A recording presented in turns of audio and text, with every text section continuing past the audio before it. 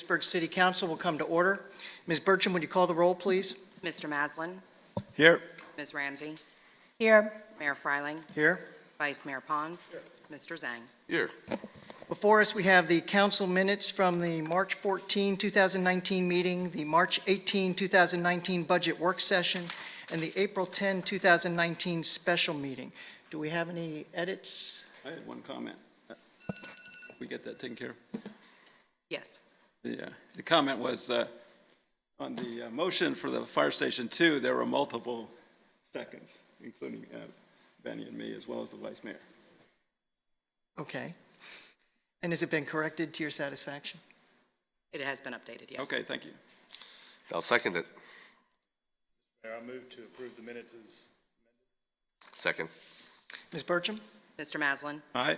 Ms. Ramsey? Aye. Mayor Freiling? Aye. Vice Mayor Pons? Mr. Zhang? Aye. We have no matters of special privilege today, which takes us to our public hearings, of which we have 4. The first 3 public hearings involve requests from the Colonial Williamsburg Foundation. As an employee of Colonial Williamsburg, I will not be participating in the discussion or the vote on those, and because of the volume of activity that will take place, I'll remove myself from the dais while that takes place. Mr. Mayor, I am currently involved in a business negotiation with Colonial Williamsburg Foundation. For that reason, pursuant to Section 2.2-3112 of the Code of Virginia, I shall not participate or discuss or vote on matters of PCR 1904, 1907, and 1908. Then I trust you'll be willing to join me in the audience. I will.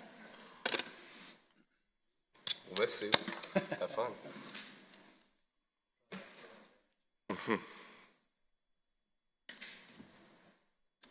All right, so that brings us to our first public hearing, which is PCR 19-004, request of Julius Dell on behalf of the Colonial Williamsburg Foundation to amend the comprehensive plan designation for a new 10,089 square foot lot at 320 Scotland Street from Colonial Williamsburg Historic Area to medium density single family detached residential. We'll do that one first. Yes, I'd also like to include the 19-005, which is the request of the Dells on behalf of the foundation to rezone proposed lot 5 located at 320 Scotland Street from CW Historic Area, CW, to Single Family Dwelling District, RS3, if that's okay with the chair. Yes, thank you, Ms. Murphy, and I believe you have a presentation for us. Sure do.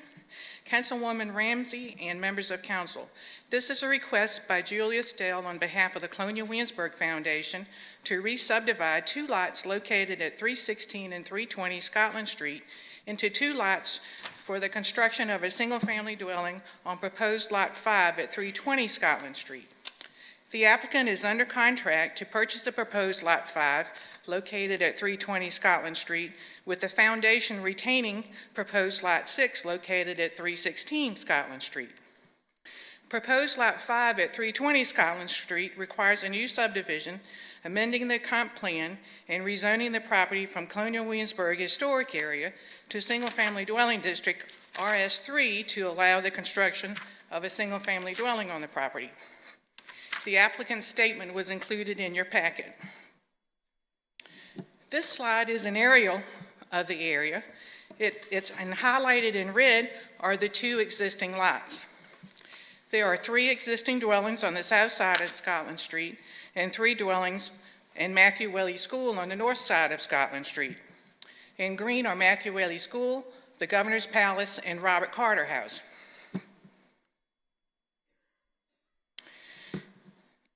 This slide indicates the current comp plan designations. Outlined in red are the 2 existing lots again. Blue is the Colonial Williamsburg Historic Area. Yellow is the medium density single family detached residential. The dark gray blue is public, semi-public. The pink is downtown, and brown is the mixed use. This slide is of the current zoning with the 2 existing lots outlined again in red. The setbacks for proposed property zone RS3 are 25 feet front and rear and 7.5 feet for side yards unless the lot is located on a corner lot. There are no setback requirements for the CW Historic District.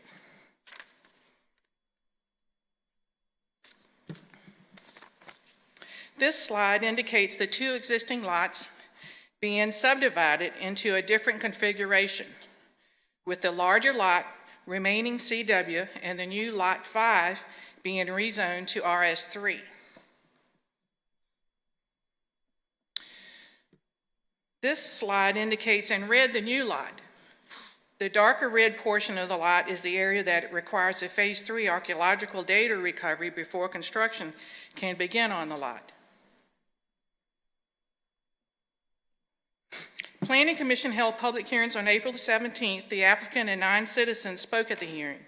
Planning Commission recommended to City Council by a vote of 5-1-1 to deny the request to amend the comprehensive plan and to rezone the new Lot 5 at 320 Scotland Street. I'd be happy to answer any questions you may have.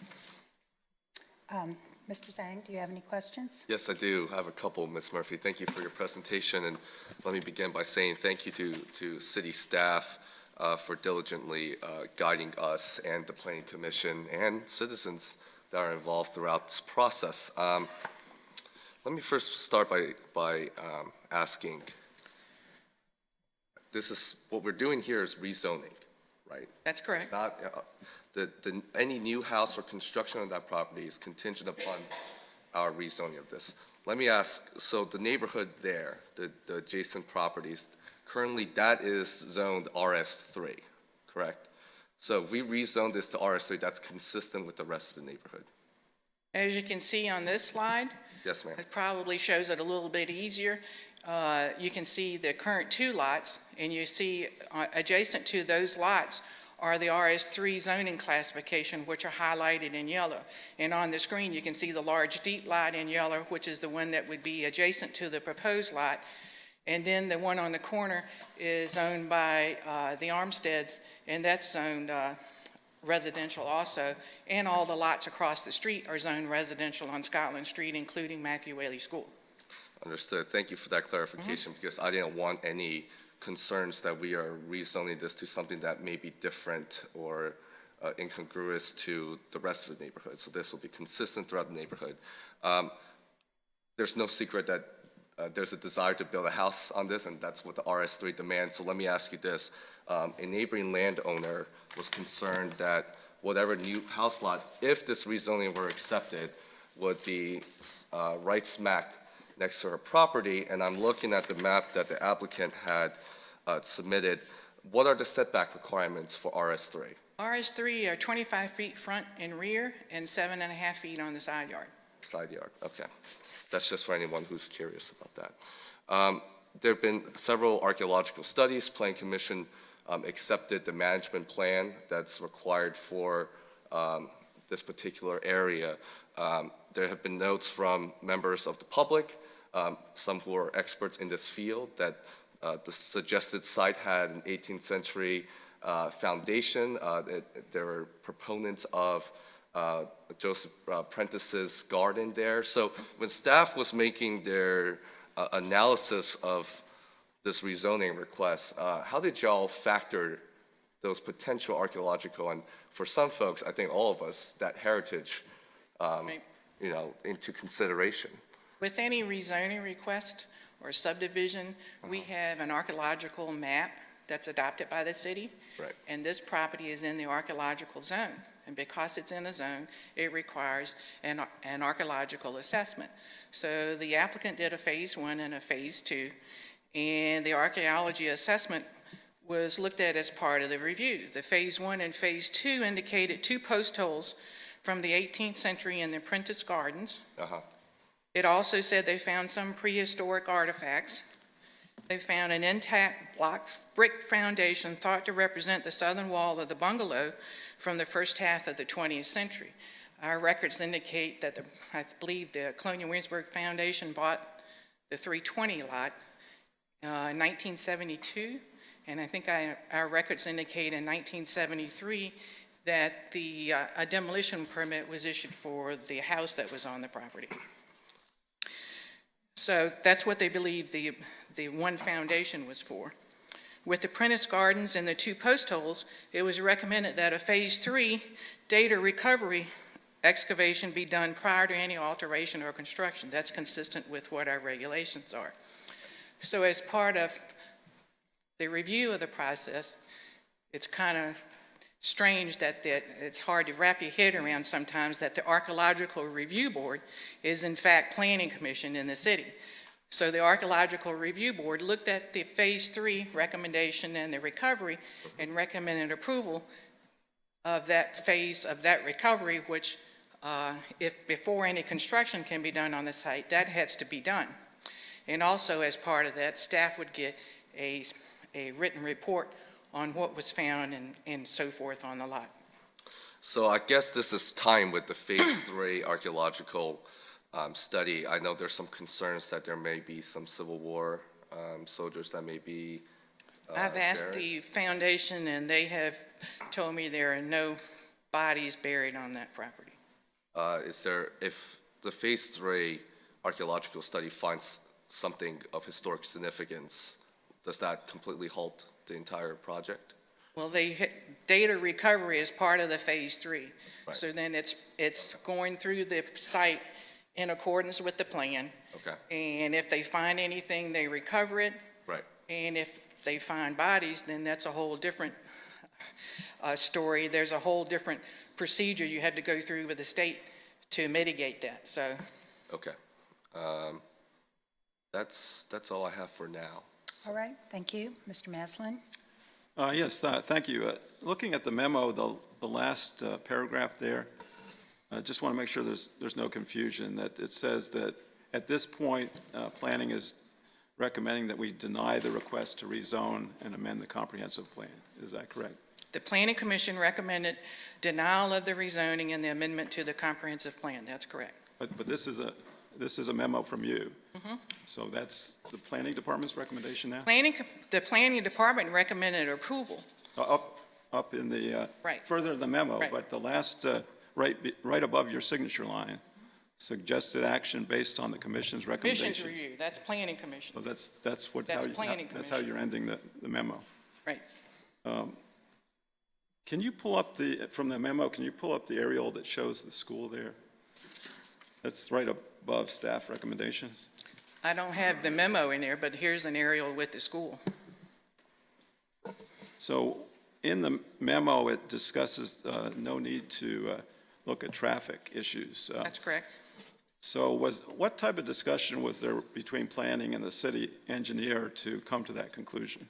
Because it's a single-family dwelling and the daily trips are 10 or less a day for a single-family dwelling, staff did not think that that was an issue for Scotland Street due to the construction of Scotland Street and the traffic that's currently on there. So we didn't recommend a traffic study. So if one was to understand what's going on with the elementary school, and I think since I've been on short time here, we've talked about it being overcrowded, the need for 2 additional cottages. We have, as far as I know, 534 students there, 80 staff, 13 school buses. It seems to me during construction activity that we would want to have some provisions from a public safety standpoint to address. For a single-family dwelling on this street with the volume of traffic that's on this street, the city engineer and staff did not think a traffic study was necessary for a single-family dwelling. And we took into account Matthew Whaley School and the comings and goings of parents and the buses and those issues when we looked at it. But it was not. But it's not typical for staff to require a traffic study for a single-family dwelling. I think outside of the traffic study, though, if I heard your question correctly, it's more of a concern of what happens when the construction vehicles are on the site, and that's something that would be addressed during the permitting process usually. Yeah, I don't believe there's any parking on that side of the street, so the construction vehicles would have to be on the lot or get permission from the city to park on the street, so. Would one of the conditions possible with a permit be not allowing construction traffic during school openings and closings?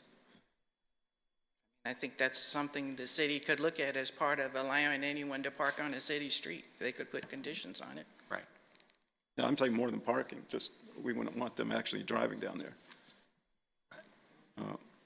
Okay, getting to the comp plan, so a little different questioning than Benny was looking at it. So I want to first start at the comp plan, because to me, if we don't address the comp plan question, everything else is really immaterial. Right.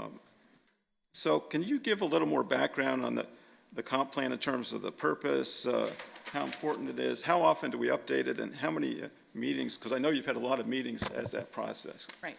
We update the comp plan usually once every 5 years. That usually is a couple of year process to go through that update. As part of the comp plan is the vision for what the city visions in the future for the next 5 years. As you can see on the comp plan currently, you can see that between these lots, there is, the comp plan designates it single-family detached residential. So when staff looked at it, we looked at it that this could be in a continuation of the single-family detached residential for one lot there with a different configuration. As you can see in this, it's a little smaller than what the current one is in depth. And with an additional house downtown in the downtown vibrancy study, we thought that that was a reasonable request, and that's why staff recommended approval of it.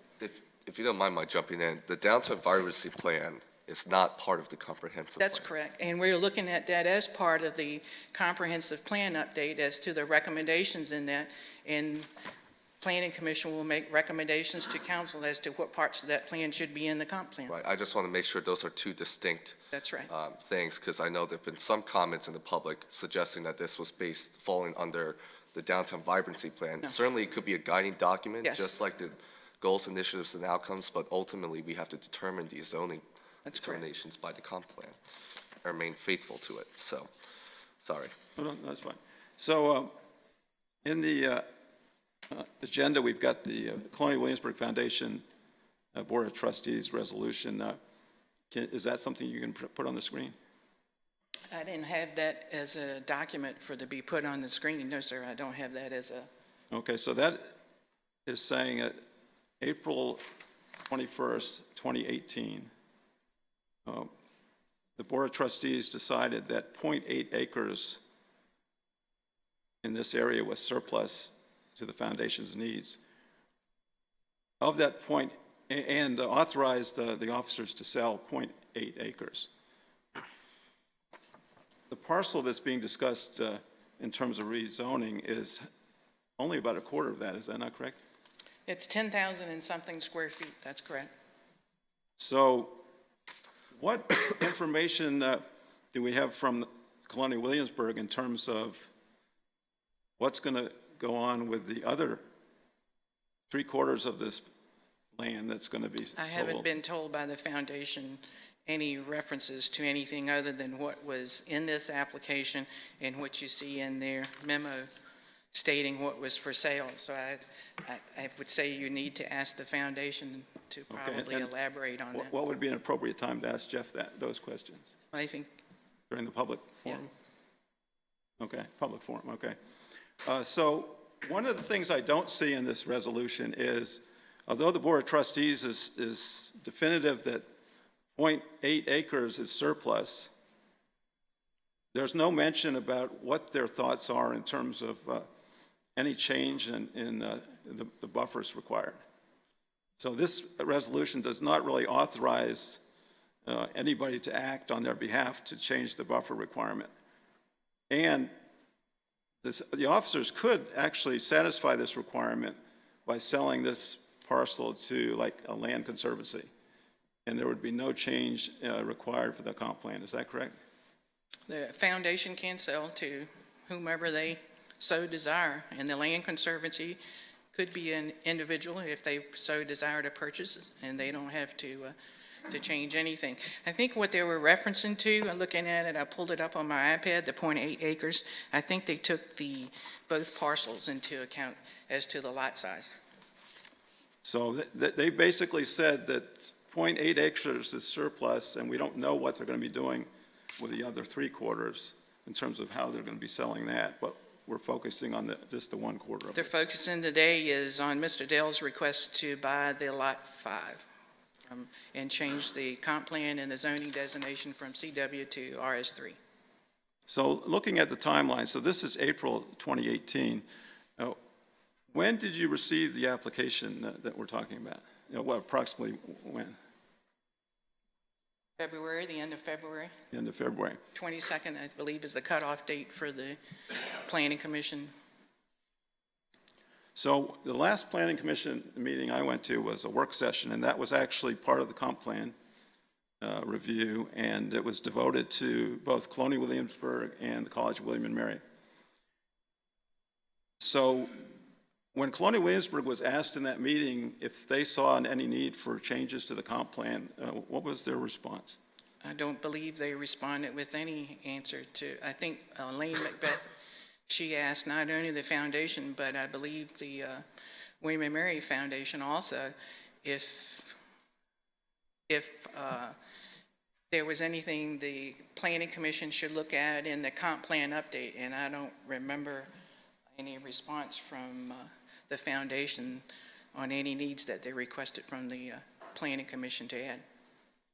So there was no discussion there or input from the foundation saying that they needed to change anything in the comp plan, and no discussion about maybe rethinking buffer zones, even though a year earlier they were going to be selling this land.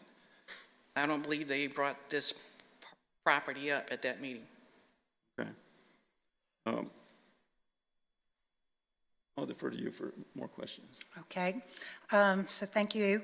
And just a couple things I wanted to reiterate on a statement that you made to be sure that people are aware that of the property rights that Colonial Williamsburg has, in the fact that I think you said that they can sell any parcel of land that they own, whether it be in the historic area or not. That's correct. They have the right to sell property. Zoning does not prohibit you from selling your property. So the zoning in this case is strictly for the usage That's correct. of the property. Zoning usually regulates the type of uses, setbacks, lot areas, sizes, those types of things. And this particular area wasn't zoned Colonial Williamsburg Historic Area until I think it was 2002. Right. 2003. Do you have any thoughts on what caused the change in zoning at that point? At that time, if I remember, it was 120 some acres, and there were 4 different areas around town that they were adding to this changing from the current zoning of whatever they were in those 128 acres to the Colonial Williamsburg Historic Area. And I think they did part of that is to try to create a buffer or a visual buffer or something to help with the foundation. And this lot is part of, I think, of what we refer to as Peacock Hill. And you had one slide in there, that slide. And so a lot of people think of the horse pasture, which currently has cute little calves in there right now, as one piece of property. It's one parcel. But am I correct that each of these blue dots indicates a separate lot? That's correct. Those are, you're seeing the lots for that block on the screen. So all of those lines with the dot in the middle are separate parcels. So when I count them today, I think there's like 18 of them. And so there is nothing to preclude Colonial Williamsburg from wanting to sell, to try to rezone or sell any of those individual lots, particularly those on Henry Street, which is actually further from the historic area than the lot on Scotland Street. As I mentioned, they have the right to sell the lots. The buyer then has to be aware that they have to adhere to the zoning restrictions that come with buying that lot. So if it's zoned Colonial Williamsburg Historic Area, you have to look at the zoning ordinance and see what's allowed in the Colonial Williamsburg Historic Area for the uses that would be allowed on that lot. So that's one of the reasons why Mr. Dell is requesting the change in zoning, because he wants to put a single-family dwelling on the parcel he proposes to build. So this is the way for him to get that. Otherwise, it's got to meet the requirements of the CW Historic District. So if Mr. Dell is successful in having this rezoned, Mr. XYZ could also see one of these lots potentially as an opportunity for him or her to try and obtain possession and get it rezoned. That's correct. Possibly. Anybody can come in and ask for a rezoning request. Each request would be looked at on its own merits. And so that's typically how zoning changes. And as far as we know, this 320 is the only lot that has been presented as surplus, but, and not to the city, but as declared by Colonial Williamsburg. But there's nothing to say that at that same meeting, they didn't declare other pieces of property surplus that might come forward at some time or the other for purchase and rezoning. That's correct. I don't have knowledge of what went on in that meeting.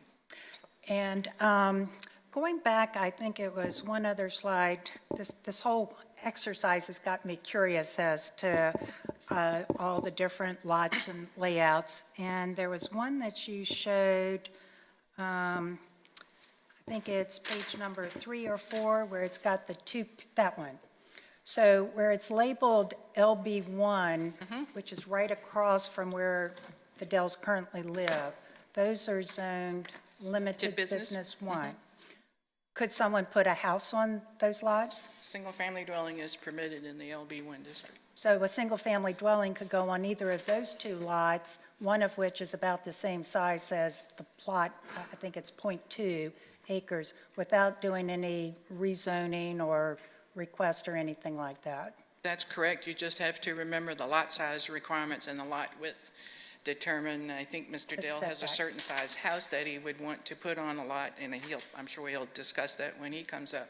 But you need to meet the lot size requirements for the Okay. LB1. All right, thank you. I have 3 more questions. I'm sorry for keeping everybody waiting, but this is a pretty big decision. So for first, Ted has mentioned this, Barb has also touched on this. And just to get it out there, what does the surplus designation mean in terms of zoning? So, in one of many ways of thinking this, does theoretically surplus, designating this particular lot as surplus undermine or compromise its historic designation? Surplus doesn't mean anything to me from a zoning standpoint. Okay. We look at the lot, we look at the proposed use, we look at the comp plan, we look at those things. Someone could own 15 lots in the city and say, I don't want but 5 of them, and I want to put the other 10 up for sale. So staff doesn't look at surplus as a reason for approving or disapproving. That's just an internal thing, I think, with the foundation, with the amount of land they have and what they've determined they don't necessarily need anymore and may put up for sale. And they've done that downtown with several lots. Right, and this is not to say that I'm asking this question because I believe it in one way or the other. I just need to understand what this designation means, because I do know that we are compelled as a body to vote for the highest and best use of particular land, and which is why I had that fascination with surplus. If it undermines its own designation, of course, we have to search for what is the highest and best use of land. And if Colonial Williamsburg had declared it as not anymore, that would have been problematic and just troubling. So I'm glad you clarified on that. I appreciate it. Speaking to precedent, Ms. Bart Ramsey had mentioned it. Drew or Ms. Carolyn, I'm a law student, so in courts, we hold precedent as the rule of law, stare decisis. So, clear this up for me. What do we mean by precedential value? So when people talk about this is setting the precedent, generally speaking, right, council could act on this and that's, gets the ball rolling. But as you have stated, each case goes by its own merits. So if Colonial Williamsburg... Evaluate each case on its own merit. Right, so if they decided to do Best on the decision. Timmons House, God forbid, the Carter House, other areas of Colonial Williamsburg, there's no legal binding precedent that says, oh, if we had decided to rezone this particular plot of land today, then we must faithfully follow that precedent in a future decision. No, No. Right. That's because we're a legislative body. We are conferred That's with correct. broad zoning. But that's not to say there are very valid preservation goals that needs to be preserved. But I just want everyone to understand, and for myself to understand, there's a difference when we mean holding value of precedent, and for whatever it's worth, it is still valuable. So speaking about precedent generally, so not as a legally binding thing, the comp plan in 2012, with the 2012 redesignation as the historic land, there has been mentioned that historic land, I don't think to this day there has ever been a historic designation reverted back to another category of land use, right? And this is, in some aspects, people call it spot rezoning, and this is technically, as you had said before in your remarks, just rezoning for a single lot. I mean, it's not necessarily comp plan. There's some concerns that we're kind of bending our backs backwards, and I'm just curious. I want to clear up what was staff's rationale when they applied their zoning analysis towards approving this rezoning request. If you look at the zoning on either side, Yeah. you have RS3 on the other side of the two parcels. Okay. You see is the yellow. You have single-family RS3 across the street. When you look at the comp plan, you have almost the same makeup. You have the single-family detached medium-density residential on either side of the two lots. You have that across the street for the houses, and you have the public, semi-public for the Matthew Whaley School. So with the reconfiguration of the two lots into two new lots, the existing lot is much smaller, as you can see from this slide, than the original lot, which is deeper. It runs deep like the yellow adjacent to it. So staff looked at it and figured that this is a residential street. It has single-family detached homes on the street, and that the addition of one more single-family detached home on the property would not be a detriment to the street or to the historic area. So that was part of the reason for staff's recommendation. Just one last corollary to that. Point taken with that. In terms of preservation, once we convert this back to RS3, it doesn't go back, right? And the whole point of preservation, even as elucidated with the CW designation, says to maintain, preserve, and protect, right? How is staff's analysis? I get the whole point about there are adjacent houses, the whole neighborhood is zoned RS3, fair enough, right? There's a school right across, school buses come every day. The view shed is reduced from the Carter House, which is, again, a treasure for some folks, but for some others who support this application may suggest it's just diminished somewhat. But preservation is such a huge part of our considerations in the city because of the historic area. So I guess how did staff really wrangle with the idea that it wouldn't diminish the historic area in any bit? What perspective? We looked at it being a single-family dwelling on the lot. Okay. If you go in the historic area and you walk out in the street and you turn right or left, what do you see? Normally you see single-family dwellings. You go across the ravine, you would see a single-family dwelling, even from the Robert Carter House. This is also in one of the most restrictive preservation districts, so this structure has to meet the Architectural Review Board requirements, which are basically wood and brick, not synthetic materials, not vinyl siding, not aluminum windows, those types of things. So when we took all of that into account, I didn't think that the addition of one house that is a lot not as deep as what the original lot is would be a detriment or to the city or to Colonial Williamsburg, But preservation to is the also, historic area. but preservation, point taken, but it also means open space, right? That's correct. So, I mean, just because there's evidence of single-family homes that may be around, I guess, how did you? That's a judgment call. Staff Okay. made a recommendation to Planning Commission. Planning Commission make a recommendation to City Council, and City Council gets the final say. Yes, ma'am. Thank you for answering my questions. So And here we are. here we are. Here Thank we you. are. So, are there any other questions, Mr. Maslin? So, thank you, Ms. Murphy. At this time, we will open the public hearing to our speakers. First, we'll have the applicant, Mr. Dell, come forward, and then I'll go through the list. Good afternoon. That's quite a discussion. Yes, and if you'll please state your name, address, and limit your comments to 5 minutes, I will please. do my best. My name is Julius Dell, and I'm acting as Colonial Williamsburg agent for the submission and the follow-through on PCRs 004 and 005.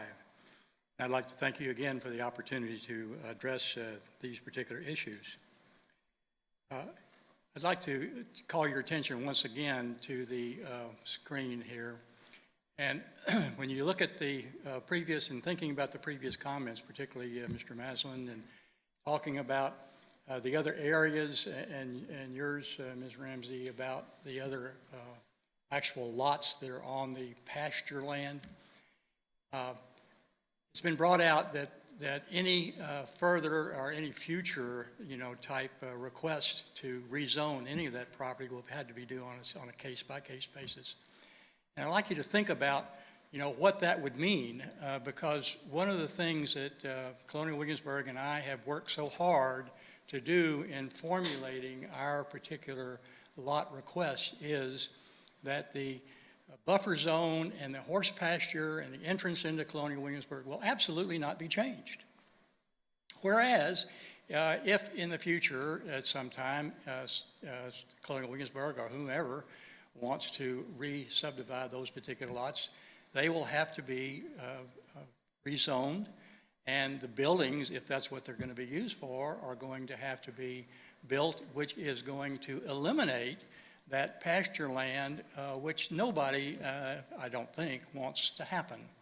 It's not something CW is pushing, but, again, I think it's important that we separate what might be downstream for what is now.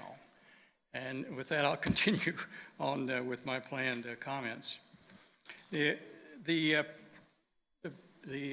properties in question were purchased by Colonial Williamsburg, Lot 316, in 1982. These are figures that are coming from the tax records and the property records, online.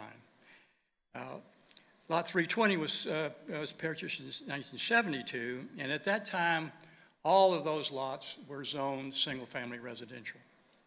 It was not until 2002, as was brought out in the earlier discussion, that two properties were rezoned to CW Historic. And there was a specific reason for doing that. And the specific reason was the creation of a pasture land for the Historic Breeds Program and to formalize the buffer zone leading into the historic district from Prince George Street, from Scotland Street, and from Nassau Street, and to some extent from North Henry. The Colonial Williamsburg proposal creates the new lot from portions of lot 316 and 320. And it requests rezoning of only that one portion of lot that is created for between 316 and 320. And that's the RS3 designation there that you see. All of the rest of the land that is outlined in blue that you see on the screen in front of you is going to remain CW Historic, and it encompasses the pasture land. All of the land from our proposed lot back to the south is going to be retained as pasture land. Do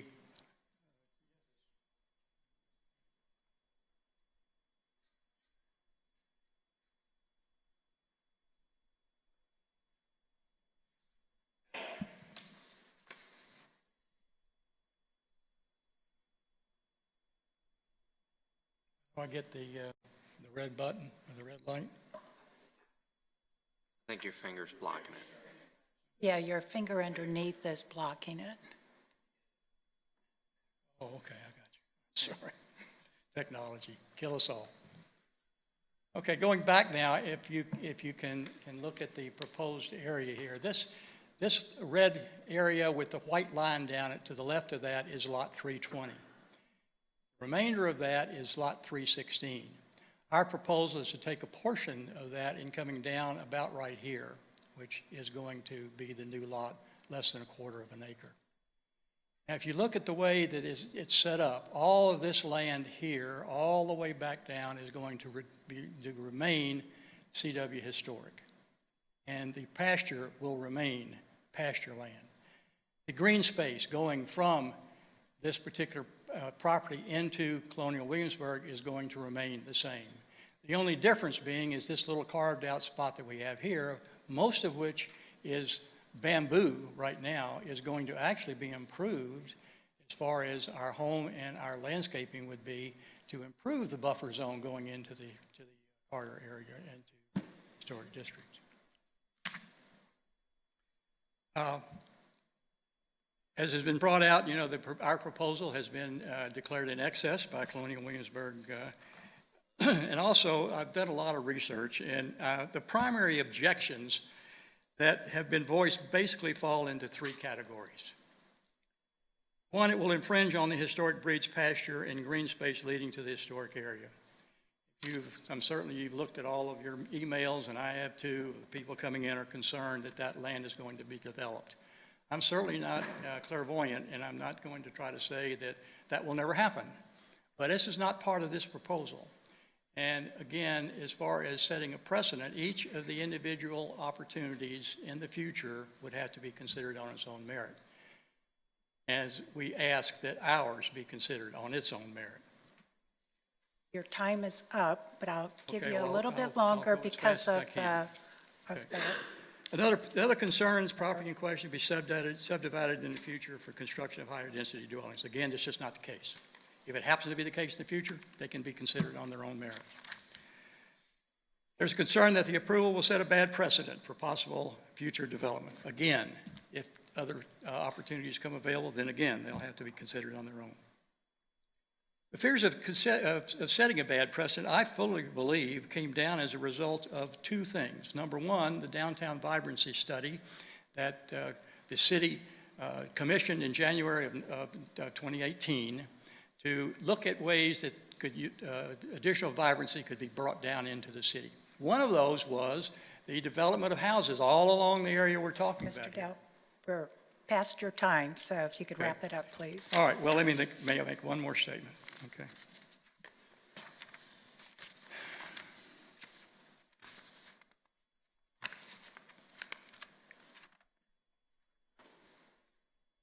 The last thing I'd like to say is one of the wonderful things about our community and our city is the outstanding research and the staff support that is provided by the departmental staff in the city. In each instance, city staff thoroughly researches each proposal, and recommendations are made that take into consideration every aspect of the city's comprehensive plan before making their recommendations to senior city officials. Emotion is removed, and only facts are considered in their recommendations. This proposal is no exception. Carolyn Murphy and her entire planning department staff have looked at every aspect of this rezoning request and made the following recommendations to council. And you've all read it. I won't quote the whole thing, but I will quote the last part of it. Because they recommend approval because, and I quote, changing the comprehensive plan designation and a rezoning of this lot will not be a detriment to the Colonial Williamsburg historic area. It will allow another single-family dwelling to be constructed in the downtown area and will complete the streetscape on this side of Scotland. So after weighing all of these factors, Thank you. we sincerely hope that you will agree with that staff recommendation and make the approval. Thank you. Thank you. And I didn't mean to cut you off, but you can imagine we have a few speakers this afternoon. So next we will ask Mr. Frank Schatz to come forward, please.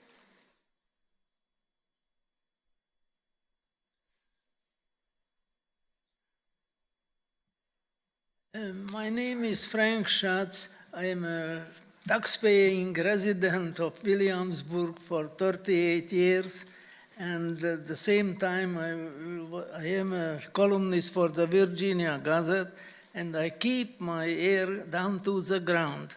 And what I heard from citizens of Williamsburg is that why is Colonial Williamsburg keeping the surplus land when it can be a tax-paying revenue for the city? I understand that this part of this parcel doesn't have any practical use for Colonial Williamsburg. And somebody at the planning committee said that the view from the Garter house will, if a building is put on this parcel, it will be seen. I went to the Garter house and looked at it, and you will have to cut down 100 years old trees to see even the land. What you can see on a small opening between the trees is the cars parked on Scotland Street, and it's not exactly an 18th century view. So my feeling is that it's hair splitting, and that the Dells should have the right to build a colonial type house there and actually improve the view, because all the other houses are already there. So my recommendation will be that the council should be wise enough and give this permission to somebody who will be the best steward of Colonial Williamsburg you can find. Thank you very much. Thank you.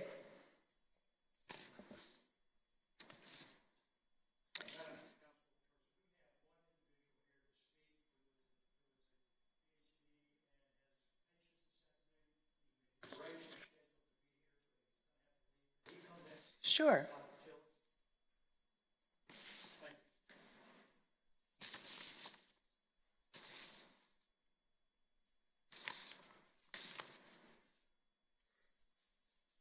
And again, if you'll state your name and address, please. Ed Tiller, 145 Indian Springs Road. By profession, I'm a clinical psychologist, and I'm also been an adjunct member of William and Mary for many years. We moved here in '79. The house we live on in Indian Springs, we've owned since '86. We were friends with the Dells when they lived in Indian Springs, and we still remain good friends. I'm going to talk about them, talk about the property, talk about Colonial Williamsburg briefly. Okay. The property they wish to purchase is on a street where there are many single-family homes. It's across from a school. There's a piece of property beyond them that faces Colonial Williamsburg. If you go to the street behind them, there are private homes and can be seen as easily as you can on Scotland Street. Prince George, Scotland Street, you can still see the homes. Colonial Williamsburg as a foundation is about the lives and events about the foundation of our country, when people had to risk their lives in order to gain freedom from another country. The Dells carry on that tradition in a very important way. Bill was a graduate of Annapolis, a Navy pilot. They had two grandsons. One graduated from West Point, and one graduated from Annapolis. They're very involved in keeping this country the way it is. Bill and Susie were good neighbors when they lived on Indian Springs, and they still carry on this kind of relationship with their neighbors where they live now on Scotland Street. Their concern in this community is reflected in helping others who are going through difficulties, medical difficulties, becoming frail, of getting to places where they need to go, of supporting them during times of difficulty. Bill is a craftsman with a big heart who helps others fix, construct, or change most anything made out of wood. Speaking personally, I know that. Susie is a life-experienced, artistic interior decorator who assists neighbors and friends to beautify their homes. They take an active interest in this community, including Colonial Williamsburg. Bill has been a volunteer for years at CW. More recently, he got a part-time job working in the book bindery shop. He does good work. Colonial Williamsburg owns 4 times as much land as the city. It has been buying and selling land for 85 years, including the Carter Grove plantation that was sold several years ago. More recently, the foundation did a comprehensive review of all of its property to ensure that it manages these properties to the highest and best use for the foundation. When they offer property for sale, they must do so after careful consideration. It isn't perceived as a threat to maintaining its character.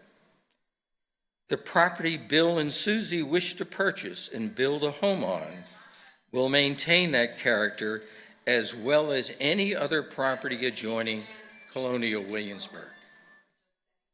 Thank you for your attention. I appreciate it. Thank you. Bye.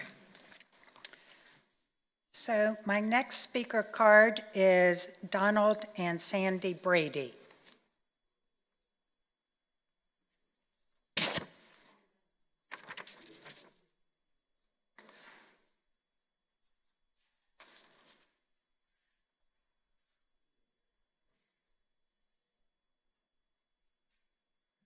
Donald Brady, 233D, Woodmere Drive.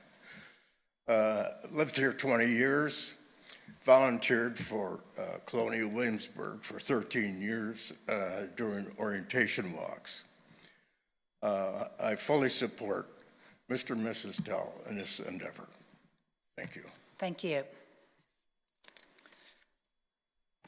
Next, we have Mr. Donald Gross.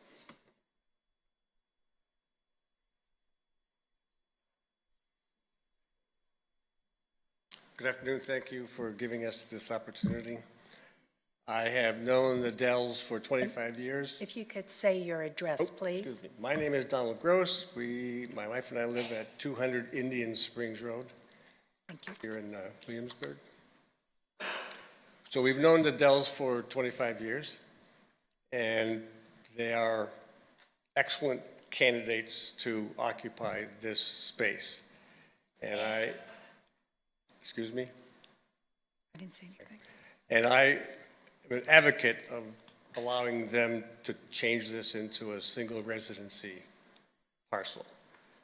My concern is, where does CW go in the future if they are now and continue to divest themselves of excess properties, if not single family dwellings, such as the Dells are proposing, then what? And there's a lot of less compatible options. So I would recommend that the board seriously consider that this be rezoned for a single family dwelling. I think the Dells would be the perfect place for that to happen. Thank you. Next, we have Mr. Toby Lane.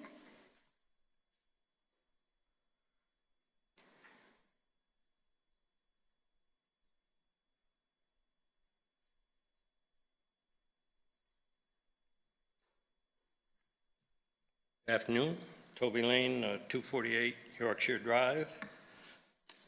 And I urge you to deny the current request to rezone the 320 Scotland Street parcel for sale and private development for the following reasons.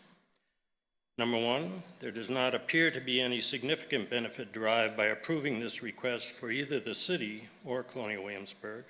In the bigger picture, the additional property tax revenue from the improved property seems insignificant. Likewise, sale proceeds and reduced tax burden to CW does not seem noteworthy, at least to me either. Number two, I am aware that in the early 2000s there were some extensive changes to the properties included in the historic area.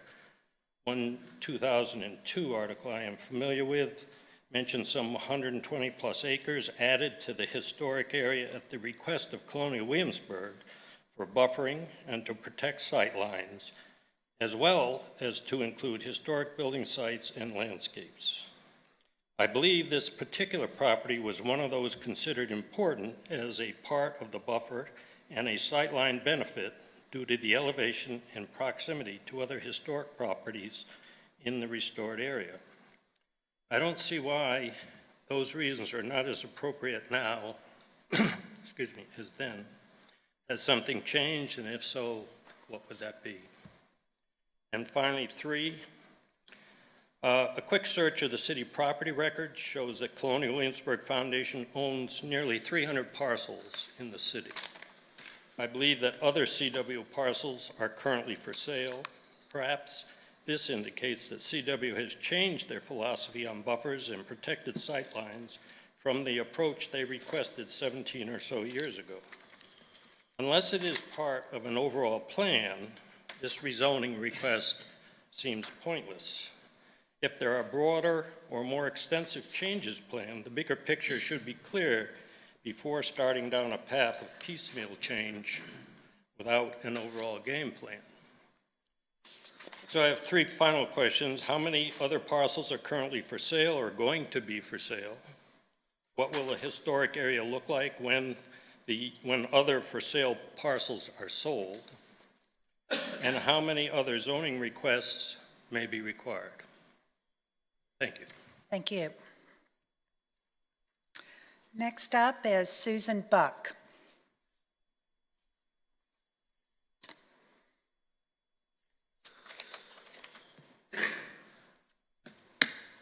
Thank you for this opportunity. I'm Susan Buck. I live at 303 Griffin Avenue in Williamsburg. I'm an art conservator, and I work in the field of historic preservation at sites across the country, including work at CW. I am deeply concerned that Colonial Williamsburg plan to sell a small parcel of land designated as being part of the historic area to a private buyer if the parcel can be rezoned as residential. The issue is not the buyers, who are clearly sympathetic and well-meaning, nor is it the quality of the proposed house. The true concern is that at a time when leading historic sites like Monticello, Mount Vernon, and Drayton Hall in South Carolina are acquiring land and easements to protect their viewshed and limit encroachment from development, Colonial Williamsburg, in this case, is regressing. Why declare a parcel designated as being part of the historic area and in the direct sightline of the Robert Carter House and Nassau Street as surplus? This parcel is in the designated historic area open space surrounding Colonial Williamsburg, and it provides a green and appealing buffer for adjoining modern residential areas. It was part of a historic area bounds which was extended after very careful research and planning by Colonial Williamsburg in 2002. The Scotland Street property was included for extremely solid reasons, including to preserve the green, unspoiled view from the Robert Carter property. If the rezoning of this small parcel is approved for residential development, it would encourage Colonial Williamsburg to view other surrounding historic area open spaces, like pastures and woodlands, of functional and visual importance as expendable surplus property, which can be readily turned into cash. This potential erosion of the boundaries of the historic area would not only degrade the experience of Williamsburg residents, it would affect the overall quality of the visitor experience, which is much promoted and touted by Colonial Williamsburg. I urge the City Council not to approve this zoning request, but to instead encourage Colonial Williamsburg to value its irreplaceable open spaces and consider them as important as the historic buildings contained within the boundaries of the historic area. Thank you. Thank you. Next card is from Mr. Charles Driscoll.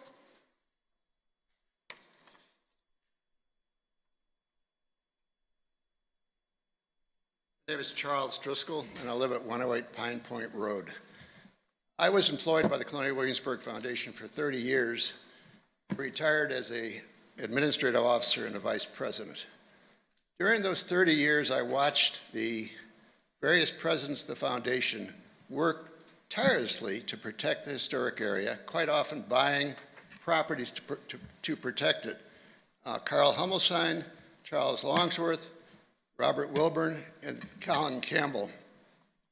That history of understanding the importance of the historic area and its view sheds all around remains critical to the long-term viability of the historic area and its importance to the city of Williamsburg. So I strongly recommend that you do not approve this rezoning. Thank you. Thank you. Next card is from Mr. Kerry Carson.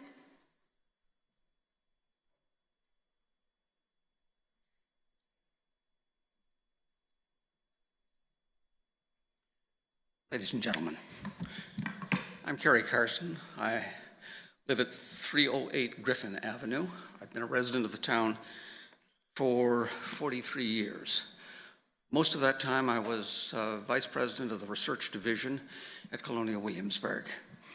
During that tenure, our preservation staff, led by Ed Chappell, studied those approaches to the historic area that were most threatened by encroaching residential development and commercial development, and proposed, in the end, the additions that were made in 2020.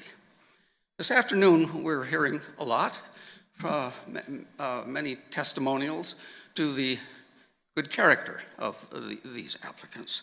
And I certainly am among those who believe that they have shown great service to Colonial Williamsburg in their volunteer activities. But I stand before you today to speak for everybody else, many of whom are here, but many of them are simply our fellow townspeople who believe that our comprehensive plan is the right way to direct the development, the economic and future development of the town. We've heard Carolyn Murphy explain that about every 5 years we reconsider that and we make adjustments. That's the right way to go about it, not to spot zone a property here, a property there. I would ask you to be the custodians of that special plan, that comprehensive plan. It's your plan, it's our plan, we all made it together, we all change it together. It's important that it remains in place and remains effective and not be nibbled at piece by piece. Now, I am a great fan of the National Park Service. In fact, my favorite park is probably yours as well, Jamestown Island. I would love to live on Jamestown Island. Indeed, I envy Bill Kelso, the archaeologist who does live in the only residence on the island. He rents it from his employer. That wouldn't be good enough for me. I want the Park Service, the National Park Service, to sell me a piece of Jamestown Island right along the shore where I will build a one-story house that has no staircase that I need to navigate in my old age, and I can look out on the James River. Now, if the Park Service really were prepared to sell me, and you know there's cash strapped too, if they were prepared to sell me a lot on Jamestown Island, I trust that everyone here would be dismayed and, in the end, enraged that our National Park Service should sell a piece like that from the national treasure. Colonial Williamsburg's historic area is a national treasure too. And we must not forget that. I am surprised and I'm disappointed that my former employer has come forward with this first ever exception to its historic area policy. That means that you, now the council, first the planning commission and then the council, now the council, are our safeguard. If Colonial Williamsburg isn't going to do it, then you must. I was present at the meeting, the Board of Trustees meeting in which that 2002 proposal was made and passed. And I remember one member of the board said, why would we restrict ourselves by adding property we already own to the historic area? There was silence, but it was broken by one man, a board member, a lawyer from Richmond, who said, because Colonial Williamsburg needs to protect itself from itself. We've arrived at that moment, and now, since Colonial Williamsburg has backed off for the first time ever, it's up to you. Please reject this application. Thanks. Thank you. Next up is Mr. Parks Wilson.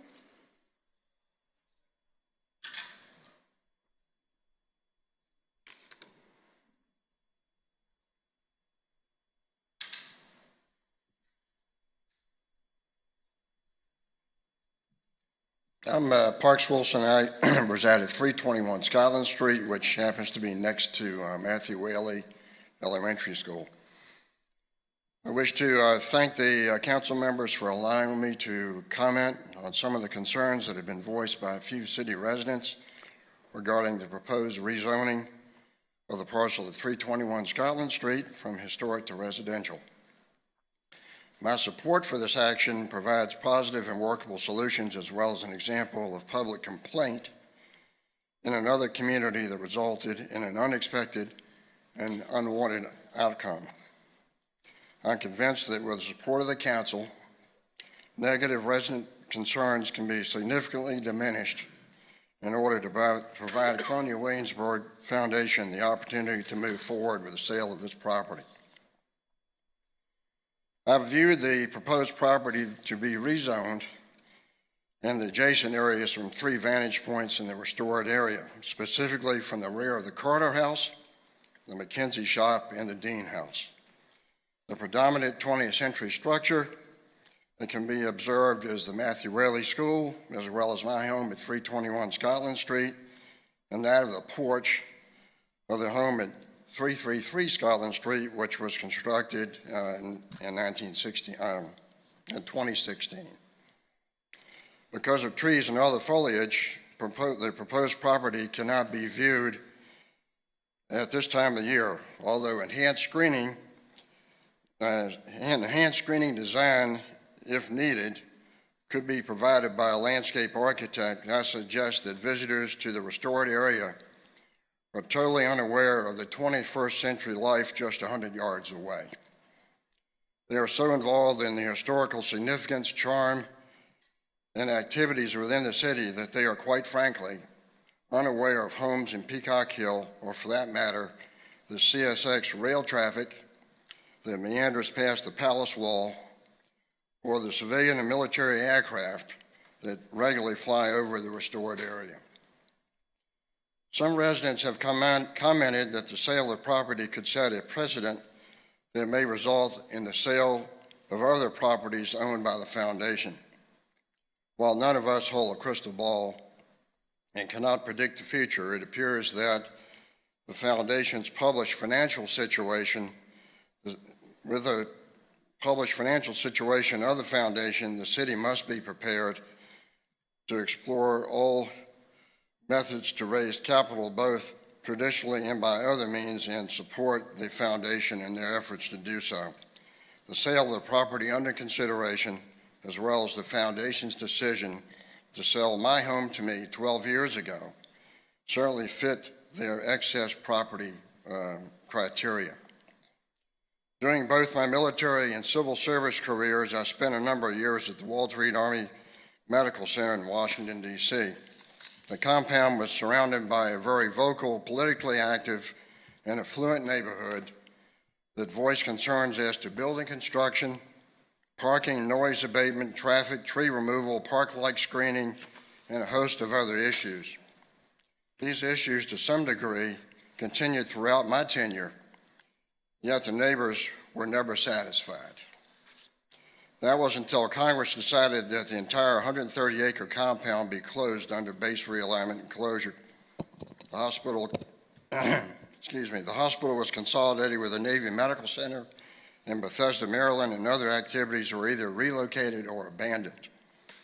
During the next 10 years, the campus was abandoned and became an eyesore for the neighborhood that had so actively opposed much of the facility. I use this as an example of community activism where the preferred outcome was not realized and a far less an unwanted result occurred. The foundation needs to have the latitude to dispose of excess property, as in my home, where it's needed to help to ensure its existence. As a community, we are obligated to help, we're obligated to ensure that the continued vibrancy of the downtown neighborhood and work with the foundation as it explores creative ways to remain solvent and continue as an integral part of the city's identity. The city now has the opportunity to partner with the foundation as a new family home is envisioned in the Peacock Hill neighborhood. In closing, I trust that the property deed will include appropriate restrictions as to the use of the home, occupancy, future sale, etc. As with my home, the deed is the legal tool that will ensure compliance with both city and foundation requirements. I'd like to also add one additional and last comment as a result of a comment that was made earlier with regards to traffic on the street doing construction. And I will tell you that in my home, we did a major renovation and a demolition of virtually the entire back of the house. And the traffic concerns were mitigated. The construction period was roughly 6 months, and there were no issues, concerns, or otherwise presented by any of the other residents in the community. Thank you very much. Thank you. Next card I have is Mr. Ed Chappell.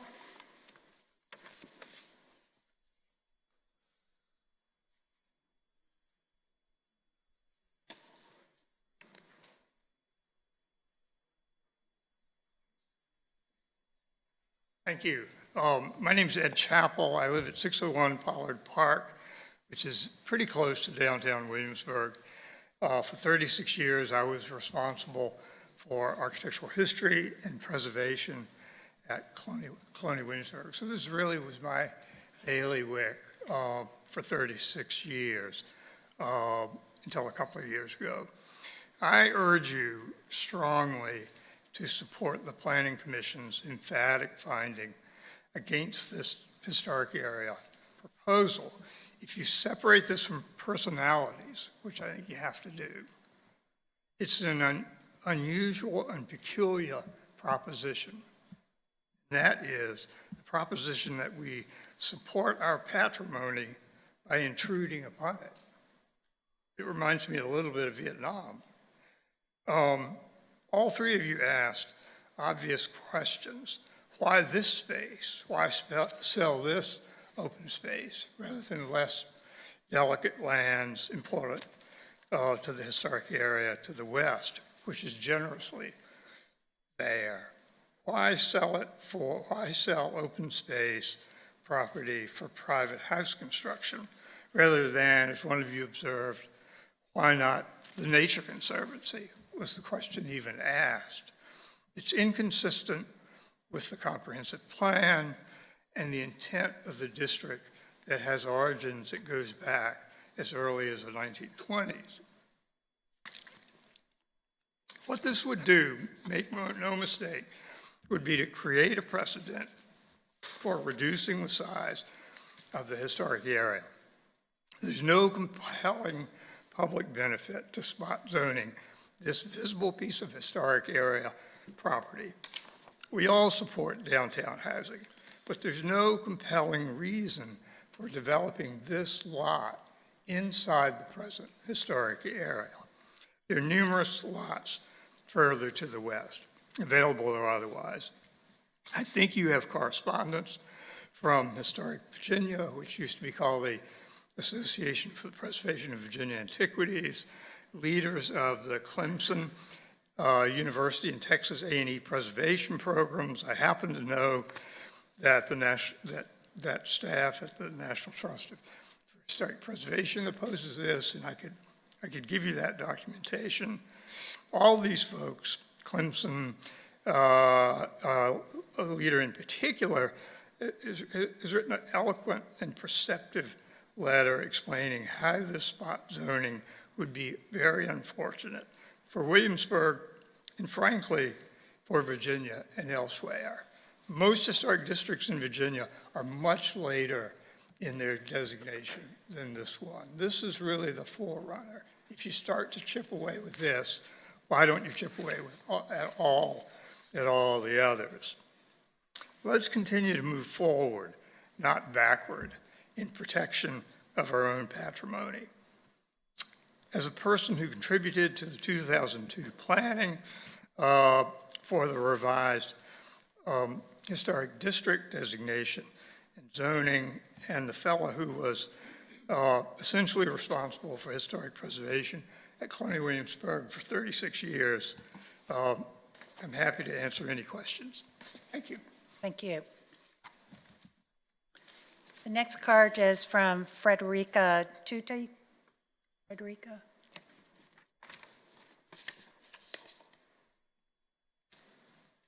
Hi, thank you for hearing all of us with our arguments. I'm Frederica Toita. I live at 511 Newport Avenue in Williamsburg. Much has been said about protecting and preserving the historic district, with which I agree. However, I ask the council to consider the present and prospective good of the community's fabric as a whole. We all have a vested interest in maintaining the commons throughout all of this historic town, and I mean that broadly to the entire town. I live in a part that's well removed from CW, and yet we have restrictions, as you know, Barb, on what we can do with our properties. The commons, the green and open public spaces that are integral to Williamsburg's townscape and make it such an appealing place to visitors and residents alike. Planning Commission members have done an excellent job in researching and making recommendations in accordance with the overarching vision of the city's comprehensive plan, as many people have mentioned. I urge the council to follow their advice and vote against the pending request to rezone the parcel on Scotland Street. Spot zoning in this one instance only opens the door to further piecemeal selling off into private hands property deemed surplus by the Colonial Williamsburg administration. They are focused on monetizing to the max all of their assets with little regard for the larger community of which the restored area is only a part. One of the loveliest short walks in Williamsburg is the path that dips down from the palace with the sheep pasture on the left and the palace gardens, pond, and bridge on the right. Heading up toward Nassau Street, you pass through an arbor of trees opening to a vista of pasture, a grassy knoll, and Matthew Whaley Grammar School off to the right. So I'm asking you to think about a vista different from what everyone else is talking about, which is from the restored area, but rather that path. I have seen many a parent walk his or her children to school through that sylvan glen. This experience belongs to many past and future generations of Williamsburgers. That corner of rustic Williamsburg will irrevocably be changed if a house is built on that grassy knoll. Thank you. Thank you. The next card is from Gabe Kaz.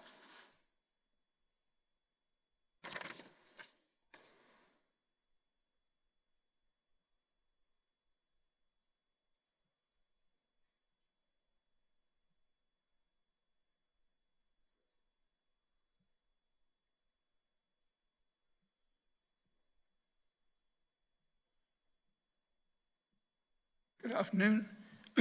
My name is Dr. Gabe Kaz, 306 Indian Springs Road.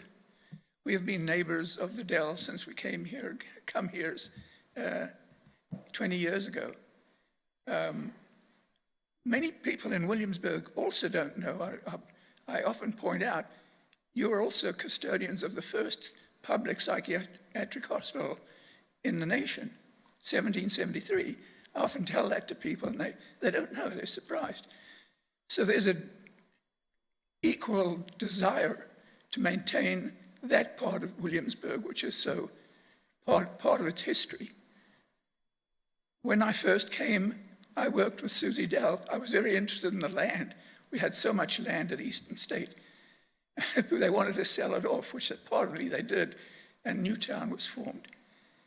But most of it has been preserved. It's wetlands.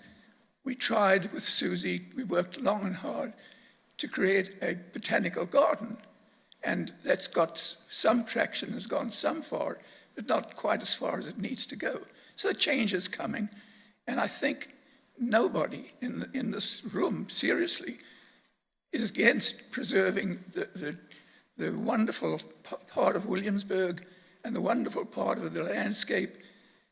And I think this will be helpful to it and not hurt it in any way. I know the Dells will be wonderful custodians of the land. Thank you. Thank you.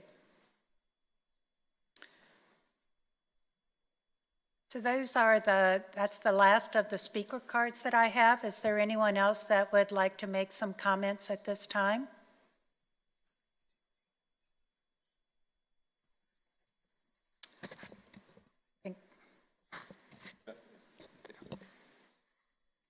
Good afternoon, thank you. I'm Jeff Duncan, Vice President of Real Estate for Colonial Williamsburg, and I'm here in support of the rezoning application for the property at 320 Scotland Street. I'm in my 33rd year with Colonial Williamsburg. And more than anyone, those of us entrusted with the care of Colonial Williamsburg understand the importance of the historic area as a property to be protected for generations to come, along with the story of what transpired here 250 years ago. We therefore don't take lightly decisions such as the use of the property in question without much consideration. This decision has not been made as part of a larger plan associated with future development of property within the historic area. Rather, this is a single opportunity brought to us by the Dells, to whom we have agreed to sell the property after considering any potential future use of the property by Colonial Williamsburg and determining that placing a house on the property would not have a detrimental effect nor intrusion on the historic area, particularly as the property sits already on a street alongside and across from non-18th century houses and directly facing the entry drive to Matthew Whaley School. With respect to intrusions, I know that everyone in this room understands the nature of the following intrusions that are evident on a daily basis. Currently allowed inside the historic district of Williamsburg: buses, delivery trucks, and cars 24 hours each day on Francis Street, located inside the historic district. Delivery trucks and cars 24 hours each day on Nassau Street, located inside the historic district. Buses, delivery trucks, and cars 24 hours each day on Wallace Street, located inside the historic district. Tour buses parked every day on Nassau Street next to the museum, located inside the historic district. Cars and trucks parked every day on Nassau Street behind the Robert Carter House, located inside the historic district. Also allowed inside the historic district: public restrooms, vending machines, electricity, running water, asphalt paved streets, and parking lots. Currently visible from locations within the historic district of Williamsburg are buses, delivery trucks, and cars 24 hours every day on Henry Street, Scotland Street, Prince George Street, and Lafayette Street. School buses: Matthew Whaley Elementary School, Merchant Square, the Williamsburg Inn, parking lots, a museum construction site, and traffic lights. You know all of this. You also know that despite all of the above intrusions, Colonial Williamsburg's historic area remains known worldwide as an escape from the modern world and a place that we and you expect to remain a treasure for generations to come. So please don't be swayed by suggestions from those who would have you believe a half-hidden colonial-style house will ruin the colonial capital's rural landscape, or that it would end Mr. Rockefeller's dream to preserve the historic area from visual intrusions, or that it would corrode the character and ambiance of the historic area. Such intrusions already exist. The historic district is loved despite them. I ask you to vote in favor of the proposed rezoning. Thank you. I'm happy to answer any questions. Thank you. No questions. I have some questions, and thank you for being here today. As one speaker noted out, highly unusual. We typically see localities across the country start propping up construction on historically designated areas, but since you are the property owner, you have designated itself as surplus property, which is why it's contingent upon the foundation's own decision declared as surplus. So let me start off with this. We have several former CW executives in the room, and they've said that this is well researched in the 2002 rezoning request to designate these areas as historic areas. So it's well researched, finely tuned, debated, several times. So why now? Why designate? And how, did the board arrive at this determination that it is surplus? You said it was not it was not taken lightly. It's not part of a plan. The opportunity was brought to us by the Dells. We looked at the specific opportunity as it was brought to us, discussed it in depth with our board, and our board agreed that this particular parcel was in excess to our needs. It's not a parcel that we would ever interpret, do anything with. It's outside really the core of what our mission is within the historic area. So let me ask you a little bit more into this, and I recognize perhaps there may be other experts that could attest to it, so try to answer to the best of your ability. This is open space, this is green space, right? So it's already designated as just green space. It's not that it could ever be used for any building site, and perhaps the only times that you can do interpretations probably have interpreter cut across that grassland. So how did the board, or how did the foundation determine that there was already adequate buffer space even if this rezoning goes through? Well, I think quite simply, just standing behind the Robert Carter House, I showed photographs to our board. Mm-hmm. If you look out from the back of the Robert Carter House, the first thing you notice are vehicles. Okay. And you notice the streetscape beyond that. You notice Matthew Whaley School. But adding this house on this lot wasn't determined to be intrusive. Speaking in terms of general preservation efforts, I mean, the whole idea is you want to protect historic land, the green space, and we kind of had some exchanges about that.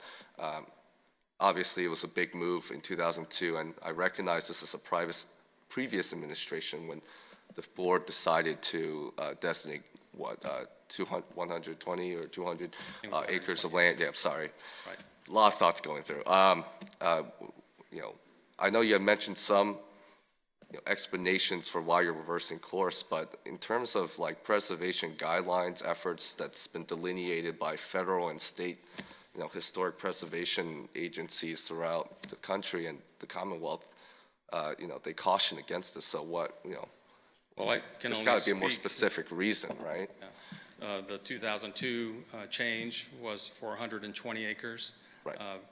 That was 17 years ago. Times change, things change, and this is a request to change 0.8 of those 120 acres. It's the financial aspect to this, as some folks in the audience have said, a primary motive for this move. Only to the extent that we negotiated very hard with the Dells on a market price for the property. Understood. Well, thank you. So, looking at the screen there, so the Board of Trustees designate that whole red area as surplus. Have you had any discussions with the land conservancy groups that may be interested in purchasing it? No, we have not. So Placed the property on the market. We didn't put on the open market. Our discussions have been only with the Dells. So how much of that pasture goes away when the red boundaries are eliminated? None of the pasture goes away. The property that the Dells will build a house on is not within the pasture enclosure. We are actually using that lot today as an entry with our trailer and truck to get into the pasture to bring hay, whatever, for the animals that would be in the pasture. So, but what surplus property is 4 times what the So, lot under because of discussion? the fact that the Dells were creating a lot that touched both parcels, we had to declare both legal parcels as surplus to our needs. We couldn't declare a part of a parcel surplus. So what's Colonial Williamsburg's thought on restating the need for buffer areas now? Because that's really what the question is. We don't have any plans for restating any of our needs. One of the things we're looking at now is our need for pasture. I can't see any time in the near future for us wanting to do anything with what is the current pasture land there on Peacock Hill. Other than that, we're not looking at any other plans for any parcels within the historic area. So, knowing that this transaction was being negotiated and the board actually voted a year ago, when you met with the Planning Commission and the Planning Commission wanted to talk about the comprehensive plan and any updates for it, and CW had none, that would have been the time to bring something up. Why wasn't that discussed then? We hadn't finalized discussions, negotiations with the Dells on this parcel, and it's possible that we would not have done anything with this parcel if we hadn't reached a market price for the property. But I think Ms. Murphy had said that the application came before that meeting that you were in. So it was submitted to the planning department before the meeting, so there was no confidentiality at that point. It was submitted, one of the things we had to do was make sure that the rezoning could happen before we finalized the sale to the Dells. So that the sale is not final until this is approved. If this isn't approved, we won't be selling the property to the Dells. And this can't be approved unless we change the comp plan. Change the rezoning. No, comp plan first, correct? I mean, we need to address the comp plan first. Right. Everything else is subsequent. Right. If we can't prove that the comp plan needs to be changed, then everything else is immaterial. Right. I'll leave that to Ms. Murphy. Would you rescind the surplus designation if this rezoning isn't approved? Not necessarily, no. I don't think it makes any difference to Colonial Williamsburg whether it's declared surplus or not. Do you have any questions? Well, that's No, what triggers the typically we rezoning. don't ask questions during the speakers, but does anyone else wish to speak at this time? Any other questions? Yes, ma'am? Would you please come? I think you're Ms. Cos.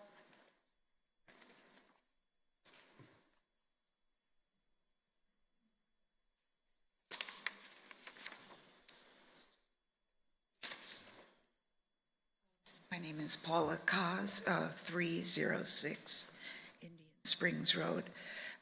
When I look at the image on the screen, it was my understanding that there were additional lots that had been declared surplus, all located within this square bounded by Scotland, Nassau, Prince George, and North Henry. Is that correct? I'll let Ms. Murphy answer that, but I believe it's incorrect. The letter from the foundation was these two lots. I see. 316 and 320 Scotland Street. And the others are part of Colonial Williamsburg? Yes. Okay, I misunderstood. Thank you. Does anyone else wish to speak at this time? Okay, so we'll close the public comment period and go to my fellow council members for additional comment and discussions. Thank you, Madam Chair, and Same. thank you for guiding through this process. I understand we also have two other items related to this afterwards. First, let me thank all the citizens who participated in this process, whether for or against this rezoning. And certainly, as I've expressed before, and I'll express again, thank you to city staff for presenting your analysis. Certainly when it comes towards the intersection of preservation and development, I'm sure you have felt some pressure and perhaps some emotions directed towards you, whether by members of this board, commission, or to the general public. So we thank you. This is to reaffirm that we thank you for what you do. It's not easy, but you've guided us to this point. Someone had remarked to me recently that it's kind of crazy that we're just so concerned about just one house, but I'd like to remind everyone that a few decades ago, there was one little pink house that was about to be razed down, this landmark eminent domain cases, and triggered a national change in terms of land use discussion. So yeah, even one house can spur such a huge discussion about land use, and that's what we're presented today. And what we're presenting here today is quite an extraordinary and highly unusual circumstance that as I had mentioned before, typically it's the localities that start encroaching and invading into historically designated areas, and most of the times you see cultural designations fighting back on cities' efforts to expand development. But here we have the actual property landowner of that area requesting the rezoning, and obviously it's through the idea of a private sale to a landowner, but it rests contingent to the landowner making that request, which is highly unusual, and doesn't speak to one side or other, but it just elucidates this part of why this case is so unusual. So I'm going to make a few comments from what I'm kind of thinking right now. Given that I'm the first one to talk, I'd like to hear my colleagues and then maybe loop back and then think through what my colleagues have to say, and then provide my decision on the process. But let me say this. Generally, anything we do in the downtown area must be met with strict, careful review of what it wants to be done. It has to fulfill some sort of compelling purpose. And that speaks to our broad zoning powers of looking to public necessity, general welfare, convenience, and safety. And generally, based on our zoning ordinance and through our zoning powers from the Virginia Code, we're empowered to make broad decisions on any of one of those prongs, as long as we don't do it as a board in an arbitrary or capricious manner. I think it's evidence today that we are coming at an informed basis. So, one way you may think one way or the other, but certainly we've had what the evidence is today. Let me state, before I'm getting to my analysis, that this is about land use and it cannot be personal. I know there have been some comments about upholding good neighbors. I think if every zoning practice had to be determined based on a person's character or a person's reputation, then we might be seeing some mixed zoning results. So what has to be decided today, this is a reminder for myself and the entire board, and I think we understand this, but it's important to reiterate, this has to be about the land use and the future direction of it, not just necessarily, and it cannot be about the personality. One thing generally also that we owe due deference and respect to our planning commission, which is an advisory body under the city council. We entrust them to look into the zoning matters and see, as Councilmember Maslin pointed out, whether it's consistent with our 2013 comprehensive plan, which is our most recent one, and ensure that their recommendations are made on an informed basis to us. That said, I'd like to expand the conversation a little bit because they have focused on public necessity. I think perhaps that was a little bit more narrow because we could also fit it under the general welfare, which is what my hunch, and I've spent many hours about this, my hunch is why city staff ultimately decided to recommend approval, and obviously it's up to us to make that determination whether they're correct. But under Chapter 5 of Community Character, it has been well known that the city has wanted to provide, quote, appropriate infill development into the downtown areas. I think it fits under the general welfare prong that we do want to promote healthy neighborhoods, and that's part of why we're doing a neighborhood balance work group with regard to rental properties in other parts of the town. But generally, when we speak about community character, that also includes the neighborhoods. And here we have a request from Peacock Hill, which was created in 1880s, and then there was a house, and then it was brought into the historic designation in 2002.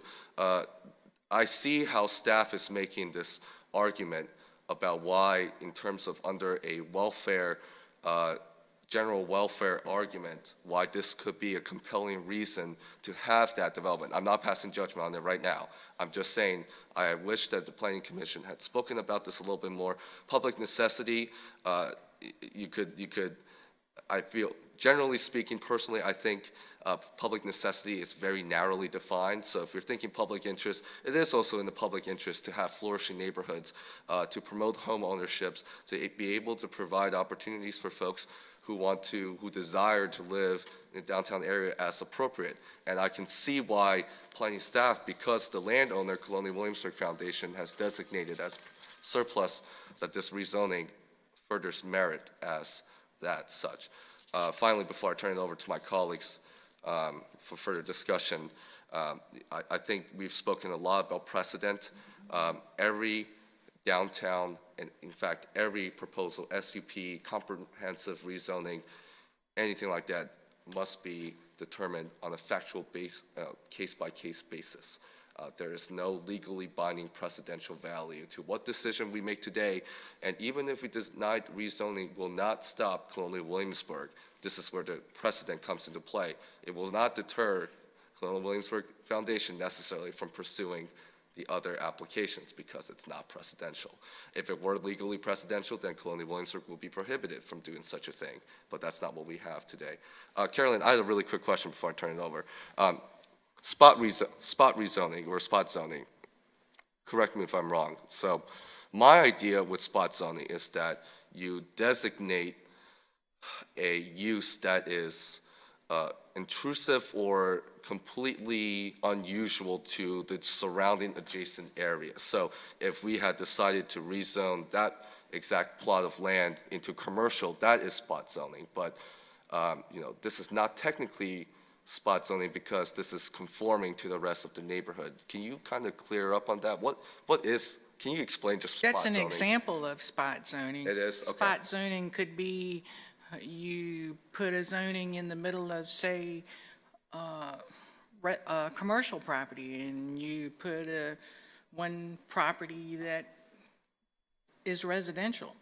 I don't look at this as spot zoning because you look at the comp plan and you look at the adjacent zoning. RS3 is not only across the street, but on either side of both parcels, if you look at it on this. So I don't look at this as a spot zoning. Right, okay, well, thank you. Rezoning. Comments for now. Mr. Maslin? Thanks. So once again, our first question is whether or not we want to change the comp plan. And, whether the applicant's a good neighbor or not should not be the basis for that. Right. What the use previously was, there was probably a gas station on Duke of Gloucester Street. Would that be a reason that we would entertain that? Probably not. Do we like the design of the house? Once again, if we didn't like the design of the house, would we deny this? So we really have to look at what are the merits of this request to change the comprehensive plan. And we'll look at the opportunities that Colonial Williamsburg has had to come to the Planning Commission and voice any input on changing the plan during our 5-year look at it, when half of a meeting was specifically designated for Colonial Williamsburg, and I was able to find the meeting minutes there. And one of the things that I think is telling is that Mr. Schaller and Mr. Klee noted that the comprehensive plan is being updated, and if any adjustments are needed to make it easier from a policy standpoint for future projects, now is the time to make adjustments to the plan. Mr. Klee stated the plan is a policy roadmap for land use and governs decision-making over the next 5 years after adoption. We need to know what is working well and what is not, because now is the time to make changes to the plan. Mr. Duncan stated they are not far enough along to know what parcels or what changes specifically would need for future projects. Now, since that meeting, Ms. Murphy, did Colonial Williamsburg come forward with any additional input on the comprehensive plan? Not to my knowledge. Okay. So I think it's really about defending the comprehensive plan, and I think that the Planning Commission made the right decision because they were standing up for the comprehensive plan, and I agree with their decision. All right. Well, since I have not been in planning or that much, I'm going to take a probably a little different approach. And I sincerely appreciate the staff's recommendation for an additional residential house to be built on that end of Scotland Street. And I look at this decision as one of 6 of one and half a dozen of another, with pros and cons to many aspects of the request. Since we received so many emails, phone calls, correspondence, letters before this meeting, I've had a chance to review them and to make some notes and to come up with my sort of 6 of one, half a dozen of the other. And one of those is financial. And a pro on that is that it gives Colonial Williamsburg a smidgen of additional income. The con is that, in my view, selling one lot is not going to make a difference to their overall financial situation. And as someone commented, the landscape of the colonial capital should not be altered for financial gain. As we've stated before, this is nothing personal. As everyone has commented, the characters of the Dell is above reproach, and the support that they've received publicly is a testament to their character.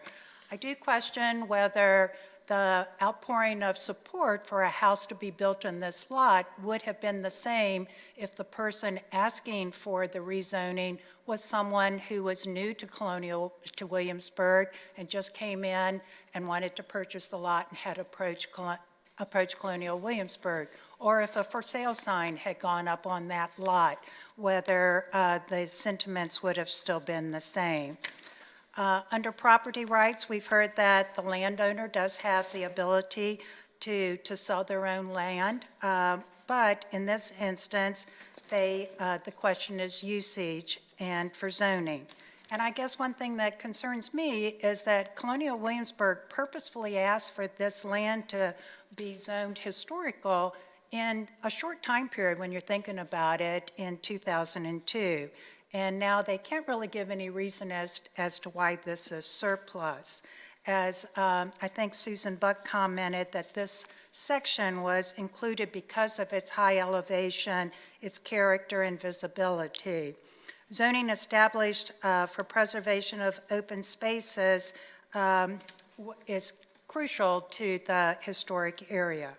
And then we look at zoning intent, and a pro for doing this right today is to allow the Dells to fill in that street. It had previously been residential, yes, but the house that was there goes back to the 1920s, which is well before the restoration. There's been comments that it could add to the downtown vibrancy, but I don't think one house will significantly make a difference there.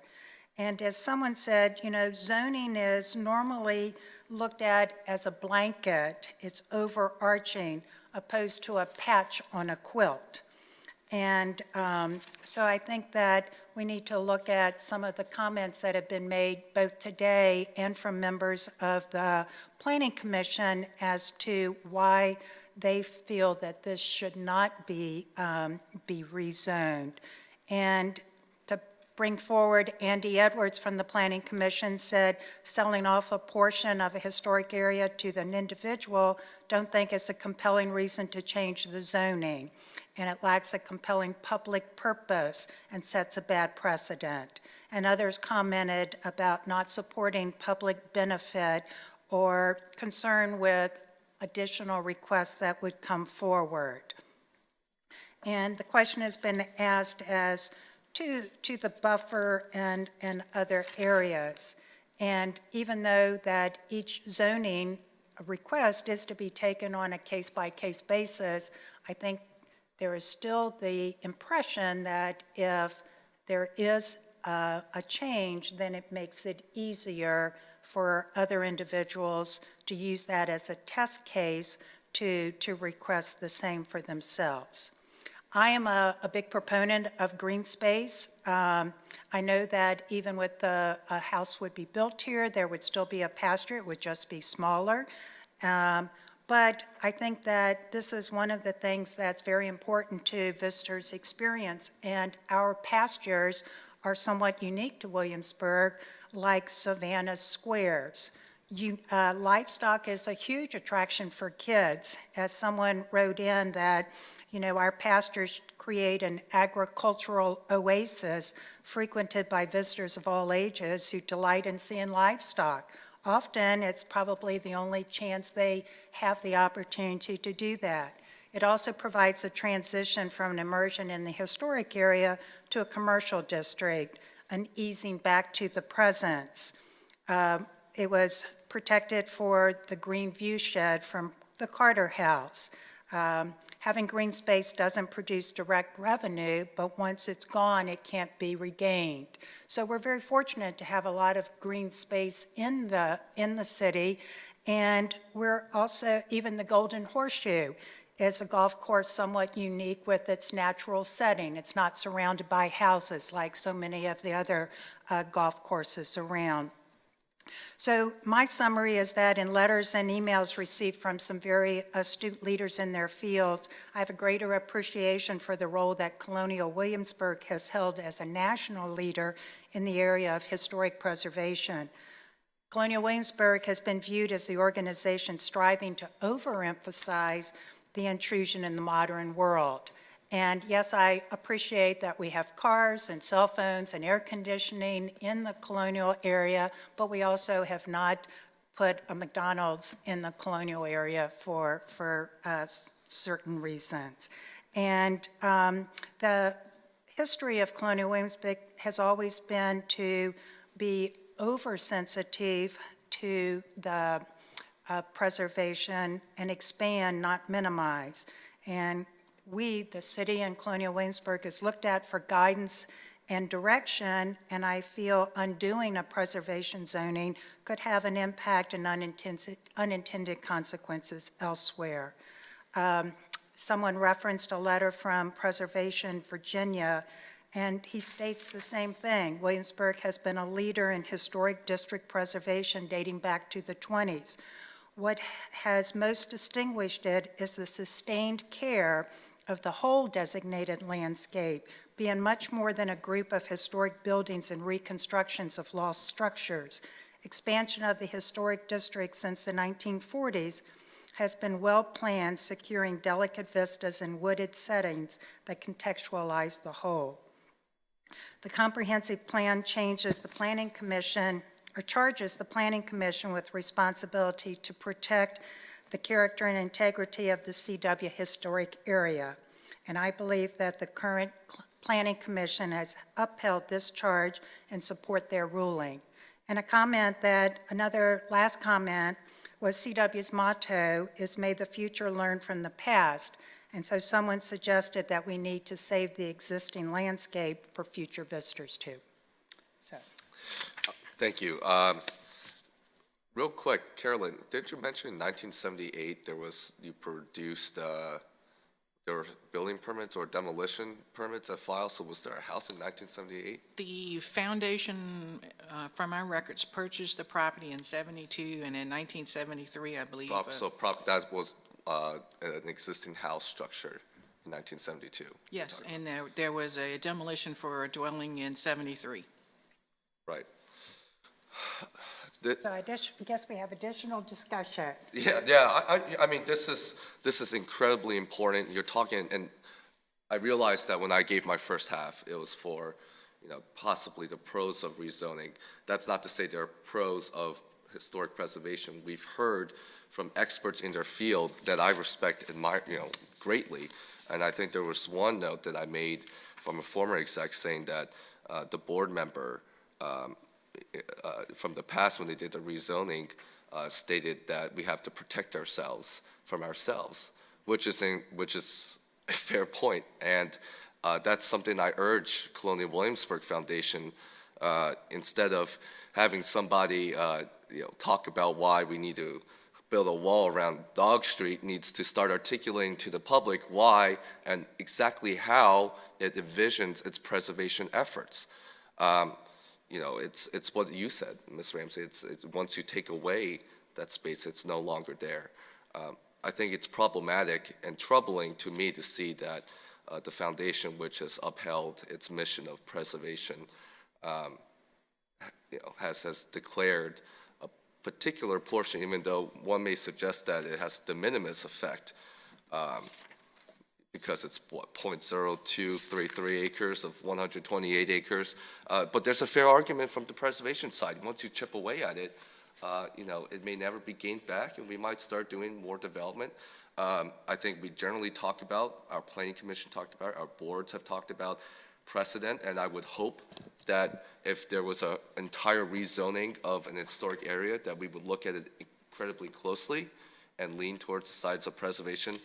But I think from what I see here as well is you have a private landowner who has declared this part for whatever reason, business judgment, in its ruling that this is excess. You have a willing landowner that wants to purchase this property and rezone it to a use consistent with the adjacent properties with the elementary high school, which granted, Mr. Edwards did put a really good note, was grandfathered because it was constructed in the 1930s, but there's evidence that there was a house there in 1978. This is one of the neighborhoods that was created according to the comp plan, chapter 7. Oh, sorry, not chapter 7, it was probably chapter 1 in character. It was a historic neighborhood built in the 1880s, so there is evidence. And that staff, arguably, you could say it is consistent use under the general welfare prong of the, whatchamacallit, of our zoning power. So then the question becomes, is this the highest and best use of our land? What does the surplus determination mean? Does that mean that the private landowner is, and I'm not saying this in a legal sense, I'm saying generally, what does this mean to them? They clearly don't see this as best and highest use of land, which is to the chagrin of preservationists and probably archaeological experts and former executives who worked at CW. So what is it then? Ted, you mentioned about the comprehensive plan. There are several instances in the comp plan that support, that could support this argument, which is why I don't think city staff would necessarily ever make a poor zoning decision by going against the comprehensive plan. I think this is the exact determination what we have to figure out. So what is the highest and best use of this particular parcel? Does that make sense? And city manager, is there anything I said wrong? Or, yeah, so that's why I've been spending over 96 hours trying to figure this out, Well, I think months. all of us have spent a lot of time, whether it be members of the council, staff, residents, the applicant. I think everyone has really recognized the importance of the zoning of this one small piece of land. Yeah. So is there any other comments? No. Ed, So additional I comments? just want to reiterate that selling the land, there are other options that would not require amending the comprehensive plan. And I don't think that those have been fully explored. So I think that's important to remember. Okay. Thank you. All right. Do I have a motion? There's no further discussion? I don't have the motion. So what are our options? If we decide not to have a motion, what's the effect of that? In order to approve an amendment to the comprehensive plan or an amendment to the zoning ordinance, City Council has to affirmatively make that change. So if someone makes a motion to approve, that has to be adopted by a majority of the members who are present and voting. If someone makes a motion to deny, however, on the flip side, and that doesn't pass, there still has to be a motion to approve. So you can make a motion in the negative, but if it doesn't pass, there still has to be a motion in the affirmative. So let me ask this. We can either approve the rezoning, deny rezoning. We've had some questions about, based on the best information that we've had in front of us today, we still have some questions. So if there is What questions do we still have? Oh, I don't know, if we wanted to ask more of CW with what their intent is, if we want to give them time to articulate what preservation efforts are. I mean, is it possible to table it too? It is. I mean, I'm not saying we should do that. City Council can postpone their decision to a later meeting date. So what do you guys think? I think we should go ahead and vote on it. Okay, I'm fine with that. Ted? That's fine. Okay, I didn't know if you have any more questions. So I move that City Council approve the request to amend the comprehensive plan and to rezone consistent with the staff recommendation. Ms. Burcham, would you call the roll, please? I need a second. Second, sorry. Mr. Maslin? Nay. Wait. The motion was. Yeah, okay, perfect, okay. Sorry.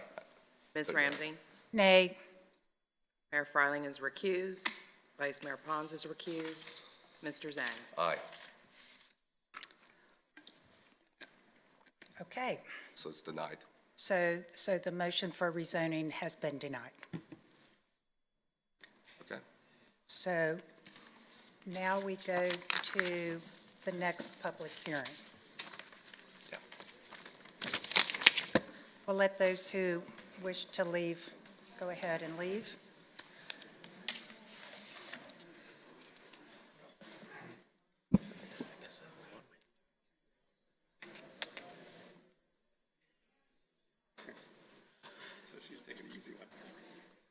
The next two, hopefully there won't be. Yeah, I apologize about that. I thought you wanted more info, so that's why I brought it to the table. I was ready to vote either way, but yeah. Yeah, I'm sorry I said wait, because I thought I said approved. They're still on the air, too. All right, as for those who would like to stay, we're going to start discussing the next public hearing. If those individuals are not interested in the next public hearing, we'd like to go ahead and get started. Thank you for your consideration of those who are still in the audience.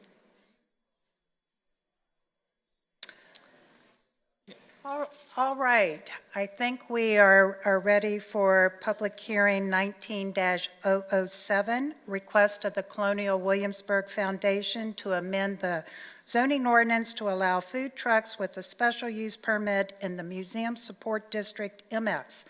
Ms. Burke. Good afternoon. Thank you for your presentation. The Colonial Williamsburg Foundation is proposing to amend the zoning ordinance to allow food trucks with a special use permit in the Museum Support District. The applicant notes they would like to have the option of allowing food trucks to support other food options for events they host in the Museum Support District, such as the Summer Breeze concerts. The recently adopted food truck regulations would still be applicable in the Museum Support District should this text amendment be approved. The Museum Support District is shown here in this map in the light blue colors. The recently adopted text amendment would allow food trucks in the MS District and was limited to the property known as the Palace Farms. This amendment would allow food trucks throughout the MS District with a special use permit, and all of those regulations would still apply. The Planning Commission held a public hearing on April 17th, and other than the applicant, one person spoke expressing concerns over the number of food trucks that would be allowed. The Planning Commission recommended to City Council to approve the amendment to the zoning ordinance to allow food trucks with a special use permit in the Museum Support District as outlined in Proposed Ordinance 1909.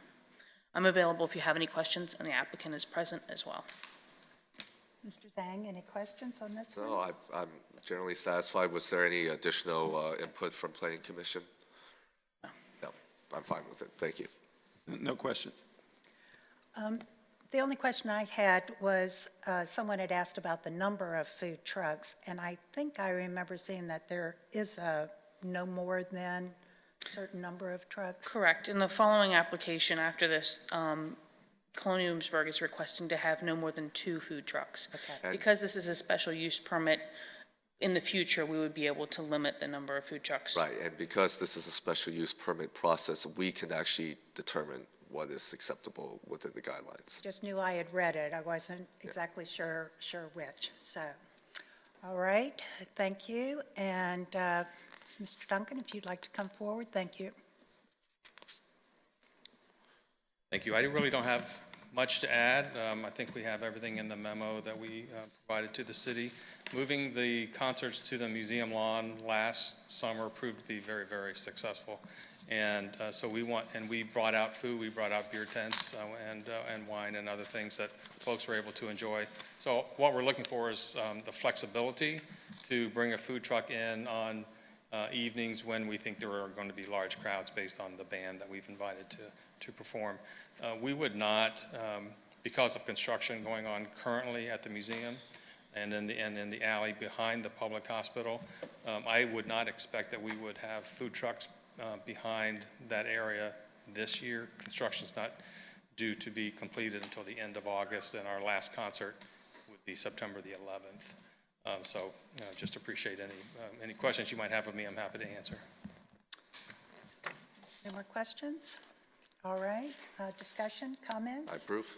All right, Ted, same for you. Do I have a motion? Yes, ma'am, you do. Madam Chair, I move to approve Proposed Ordinance 19-09 to amend the Zoning Ordinance as recommended by Planning Commission. Second. Ms. Burcham? Mr. Maslin? Aye. Ms. Ramsey? Aye. Mayor Fryling is recused. Vice Mayor Pons is recused. Mr. Zhang? Aye. All right, well, thank you. And next we move to PCR 19-008, request of the Colonial Williamsburg Foundation for a special use permit to hold the Summer Breeze concerts on the Dewitt Wallace Decorative Art Museum lawn located at 326 West Francis Street in the Colonial Williamsburg Historic Area, CW through 2023, and a special use permit to allow food trucks for the event on the Alley Garden, which is located between the Public Hospital, the DeWitt Wallace Decorative Art Museum, and the Museum Support District. Never realized you all just put all of that into one sentence. So, Ms. Burke, thank you for your Certainly. presentation. The Colonial Williamsburg Foundation is proposing to continue the Summer Breeze concerts on the lawn of the DeWitt Wallace Decorative Arts Museum at 326 West Francis Street for the next 5 years through the 2023 concert season. The applicant is proposing to run the concert for approximately 14 weeks each year and notes moving the concert series to the lawn of the Arts Museums at Colonial Williamsburg in 2018 proved a smashing success. They estimated the 2018 seasonal attendance at nearly 20,000 people, with one concert having to be canceled due to the threat of Hurricane Florence. In addition to the features offered at the site last year, the applicant is introducing some changes this year. The applicant is proposing up to 2 food trucks along the Alley Gardens, which we just discussed, between the museum and the public hospital, which requires a special use permit. Excuse me.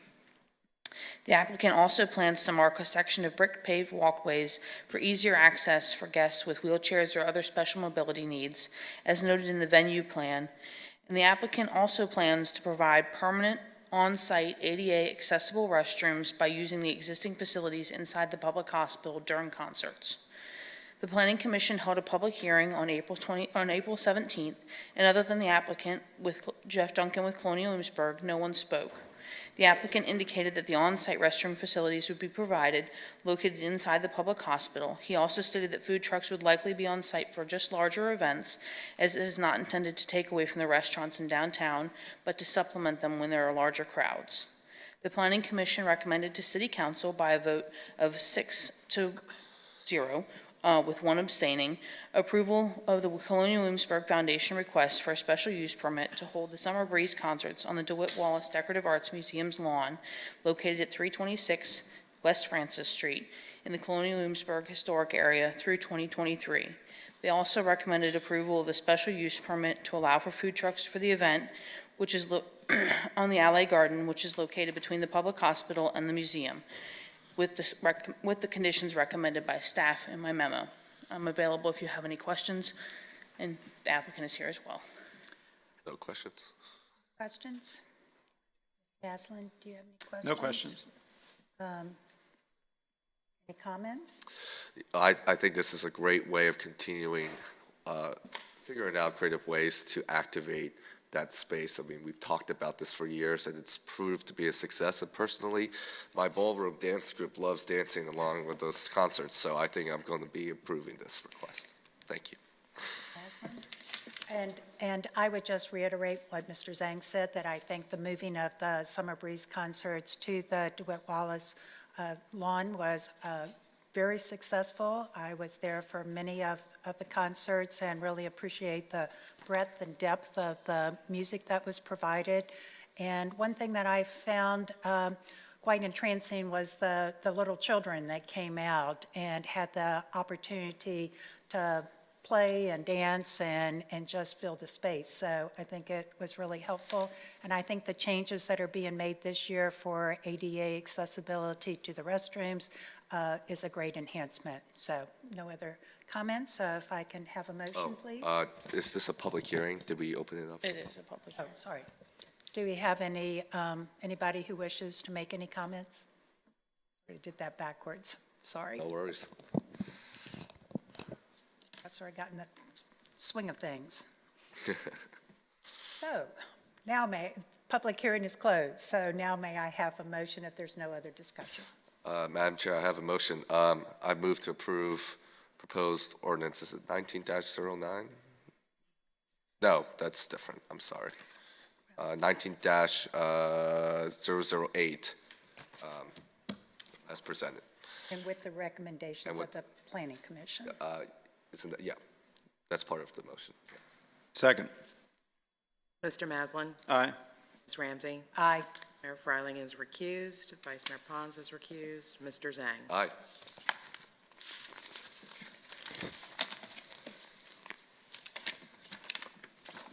Well done. Thanks for leading us.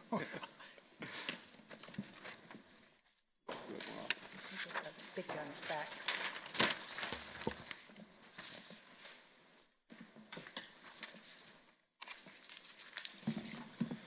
Seems like just yesterday I was sitting here. This takes us to our last public hearing of the day, which is a consideration of Proposed Ordinance 19-10 to amend and restate Section 18-383 of Chapter 18, Article 2 of the Williamsburg Code to conform with Virginia Code Section 4.1-233, providing for additional categories of licensing fees that will apply to restaurants and caterers serving mixed beverages. Ms. Shelton. This is really a follow-up to the ordinance that council adopted last month regarding wine and beer. The staff is trying to bring the sections of the city code applicable to the privilege license tax related to alcoholic beverages up to date. Those have not been updated for about 15 years. This ordinance adds mixed beverage caterers licenses, mixed beverage limited caterers license, mixed beverage special events license, mixed beverage club event licenses, annual mixed beverage amphitheater licenses, annual mixed beverage banquet licenses, and limited mixed beverage restaurant licenses to the city code. All of these are currently licenses that are available from the alcohol board with the state. The other licenses the city code already addresses. I, out of curiosity, looked up what limited means, and in either case, it either means limiting the types of liquors or dessert wines that are available to be served to less than 6, or the number of events per year. So a limited caterer, for example, could get a limited license and serve mixed beverages up to 12 times a year. And of course, that's a less expensive license than the regular catering license. In any event, those categories were not listed in the city code. This ordinance puts them in the city code, so our ordinance is consistent with the state process and provides for the amounts listed in the state code for local license tax. This was advertised as a public hearing because we are adding categories, which is why we did not do it last month. Questions from Ms. Shelton? Nope, no questions. Just want to pass along my appreciation to staff for addressing some of the concerns from the Williamsburg Area Restaurant Association. Thank you. Could we get an update? I think there was a communication from them today. Yeah, so on Monday at the work session, we had a speaker representing the Williamsburg Area Restaurant Association questioning how this ordinance would impact their payment of fees associated with their business licenses. We confirmed with the Commissioner of Revenue that it won't impact them at all. If they're already paying the fee, they're going to continue to pay the same amount they've always paid. That was my only question. With that, we'll open the public hearing. Anybody who'd like to address this matter to council, please come forward. Seeing no one, we'll close the public hearing, come back to council for discussion. Mr. Mayor, it seems like this is a matter of housekeeping. It's adding any additional fees on restaurants or business people, maybe a little bit on the catering side, but I have no problem with this. I concur. Do I have a motion? Mr. Mayor, Go I ahead, move please. that City Council adopt Proposed Ordinance 19-10. Second. Ms. Burcham? Mr. Maslin? Aye. Ms. Ramsey? Aye. Mayor Fryling? Aye. Vice Mayor Pons? Aye. Mr. Zhang? Aye. This takes us to reports, monthly financial statement. Mr. Trivett, anything you'd like to highlight? You know, in the interest of time, I think we'll just briefly say that the financial report this month is consistent with what we would expect. As we get near to the end of the fiscal year, we're watching departmental expenses very closely. But I think on the whole, everything is looking very well. Anything you'd like to highlight under monthly departmental operating reports? As submitted, if you have any questions, we're glad to answer them. Questions? No question. City manager report? None. City attorney report? Nothing. This takes us to unfinished business. We have 3 items to consider. The first is consideration and adoption of Resolution 19-06, approving the FY20 budget for the fiscal year commencing July 1st, 2019. We've had a number of discussions on this topic. Is there anything that staff would like to add today? You know, the only thing that I would offer is that between the presentation last on the budget and now, we have just made some minor adjustments that did not impact the overall budget number. All we did was move some money around to address council concerns, particularly the Old Town Medical and Dental Center allocations.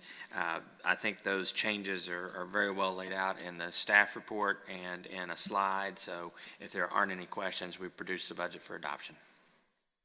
Questions? No questions. I'd just like to say that before we vote on this budget, there is a provision in the budget that provides funds to the Colonial Williamsburg Foundation where I am an employee, so I'd like to disclose that.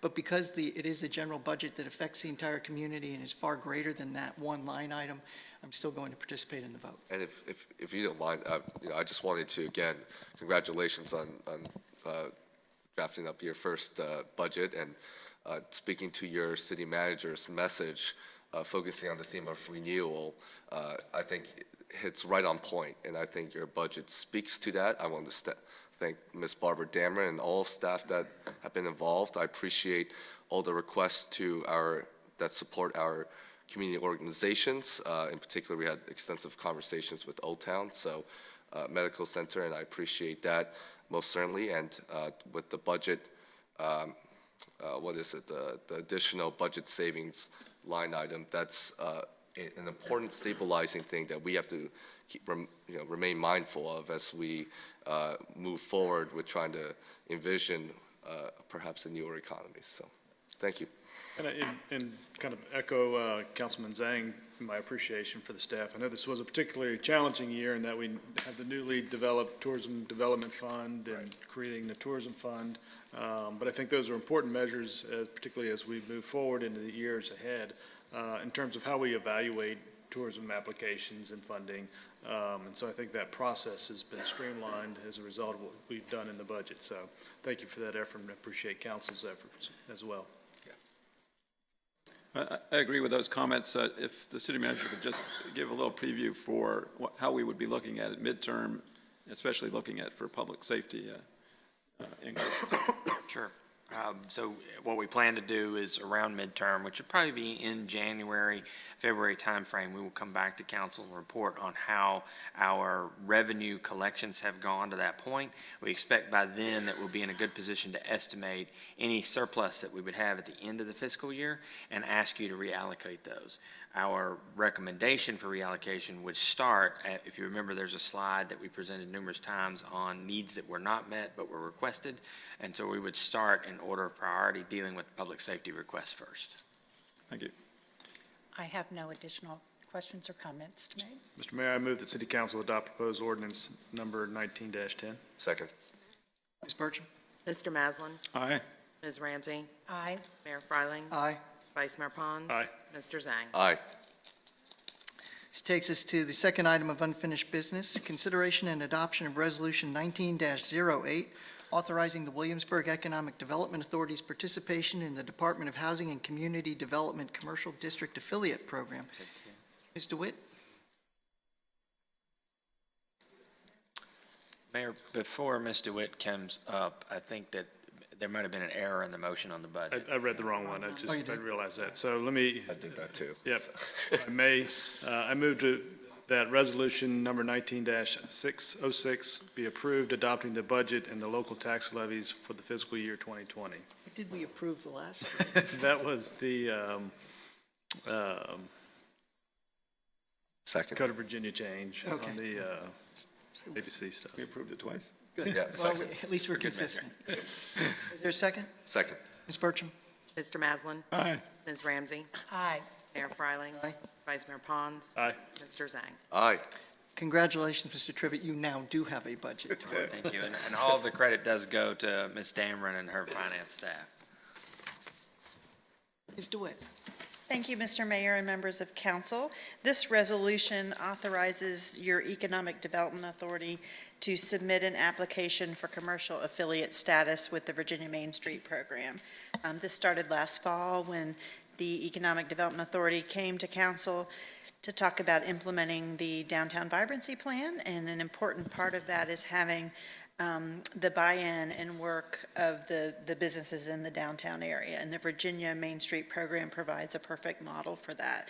So having gone through those steps, you'll remember hearing from the state staff that explained this process, and you asked the EDA to pursue it, and this is the City Council's official action to apply for that commercial affiliate status.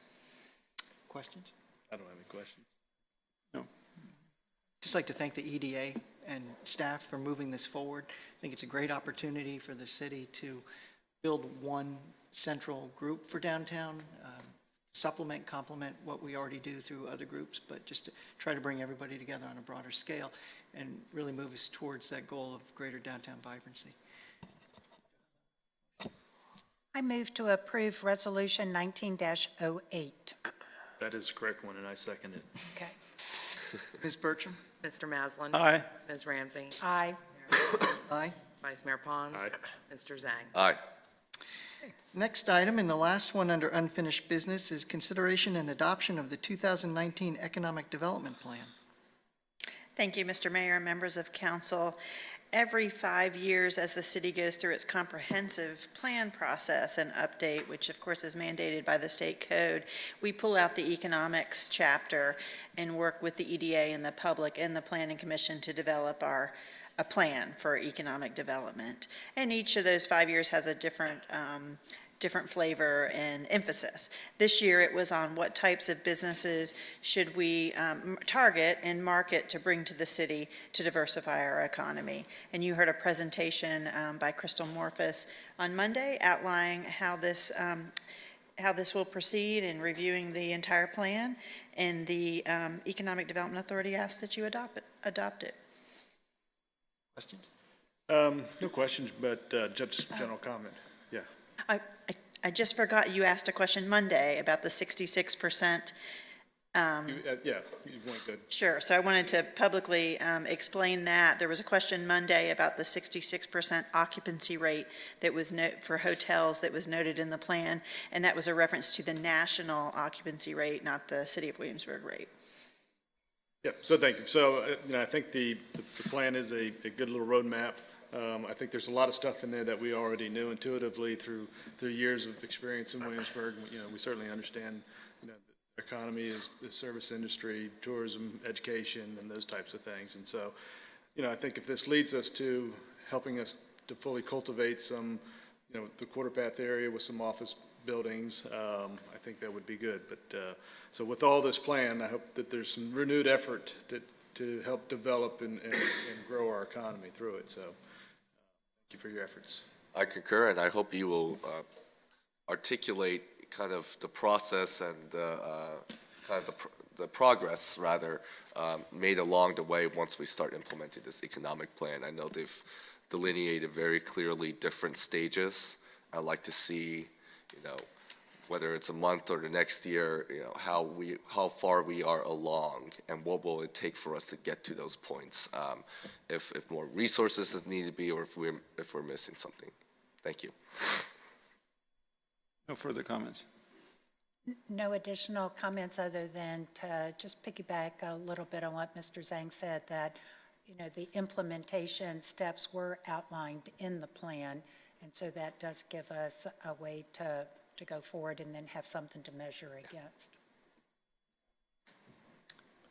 Do I have a motion? I move to approve the 2019 Economic Development Plan. Second? Ms. Bertram? Mr. Maslin? Aye. Ms. Ramsey? Aye. Mayor Fryling? Aye. Vice Mayor Pons? Aye. Mr. Zhang? Aye. Thank you, Ms. Dewitt. We have two items to consider under new business. The first is consideration and approval of a new WADA lease agreement for the Transportation Center. Ms. Shelton?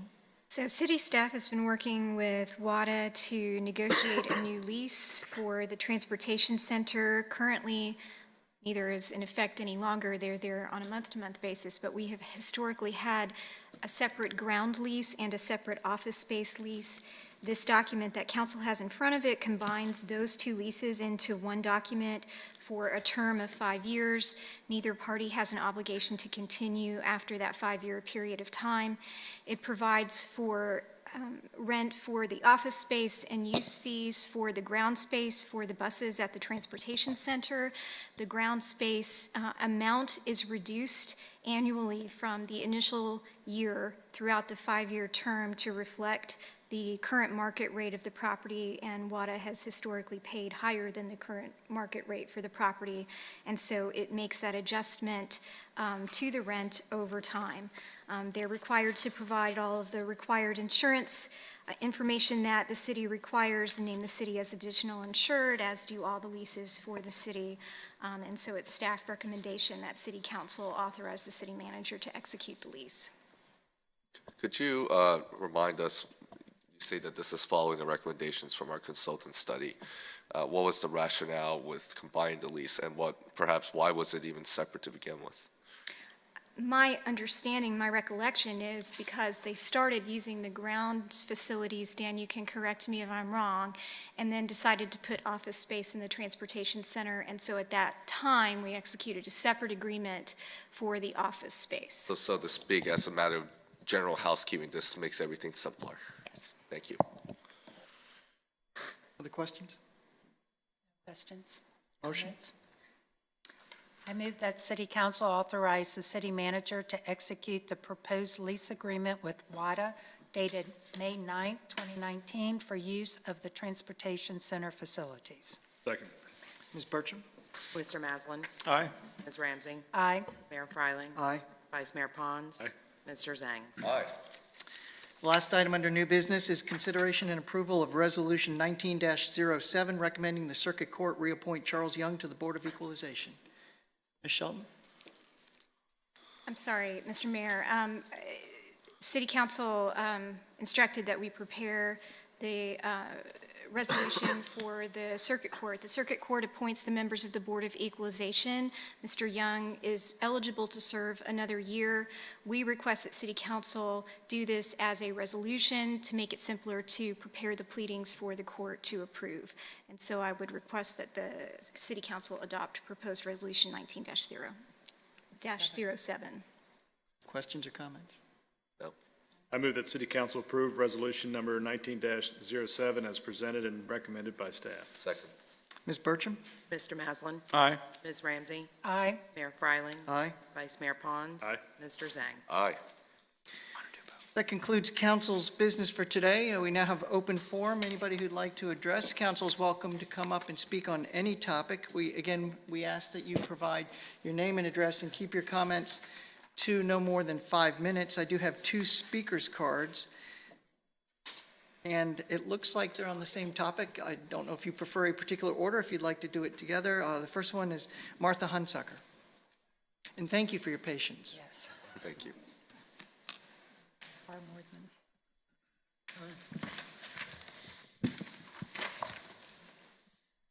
than. The first thing is I'd like to thank Mayor Fryling and City Council for the proclamation declaring that May 18th through 24th is National Safe Boating Week in Williamsburg, Virginia. I'd like to read the proclamation if you don't mind, because I assume that what few members of the audience are left have not seen it. And ma'am, it'd be very helpful if you could continue to talk into the microphone so it can pick up for everybody to hear.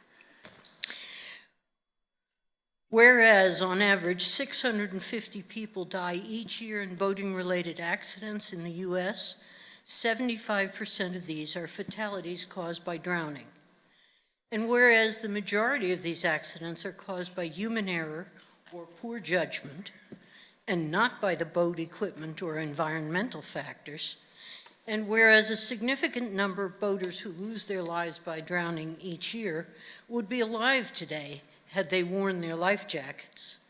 And now, therefore, I, Paul T. Freiling, Mayor of the City of Williamsburg, do hereby proclaim May 18th through 24th, 2019 as National Safe Boating Week in the City of Williamsburg, and do hereby support the goals of the Safe Boating Campaign and the beginning of the year-round effort to promote safe boating, and urge all those who boat to practice safe boating habits and wearing a life jacket at all times while boating. I'd like to point out that approximately 84.5% of those who drowned were not wearing life jackets. Most of the causes of these drownings were operator inattention, improper lookout, operator inexperience, machinery failure, and alcohol use. As I'm sure you all can understand, alcohol use is often the most contributing factor in fatal boating accidents. Most of the vessels in reported accidents were open motorboats, personal watercraft, and cabin motorboats. The weather was good. There were no unusual circumstances except that somebody fell overboard and didn't have a life jacket on. I'd like to point out that May 17th is Wear Your Life Jacket to Work Day. Good to know. Everyone is invited to wear your life jacket to work in order to show that modern life jackets are much more comfortable than those old-fashioned ones you may remember. And so there's no excuse for not wearing your life jacket when you're out on a boat. I'd also like to introduce the representatives of our flotilla, Flotilla 67, which is Williamsburg's own. We have our flotilla commander, Mr. Dave Gamble, who will speak in a few minutes. The vice flotilla commander, Dan McKinney, and Kim Holland. And the only other thing I wanted to bring up is we are offering a Virginia boating safety class on May 18th at the James City County Rec Center. And now I will turn the rest of the time over to Mr. Dave Gamble. Well, I think we'll give Mr. Gamble his entire own 5 minutes. So, thank you very much. Mr. Gamble?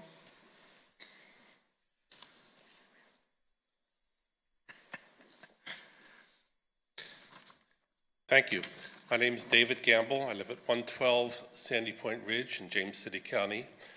I'm here in my capacity as the commander of the Williamsburg Flotilla, which is what we call our local units, of the United States Coast Guard Auxiliary. I'd like to provide a little bit of context as to why we're appearing before you in these uniforms and the role that the proclamation you just issued has in an ongoing effort to safe boating in this area. The Coast Guard Auxiliary is an all-volunteer organization. It was formed by Congress in 1939.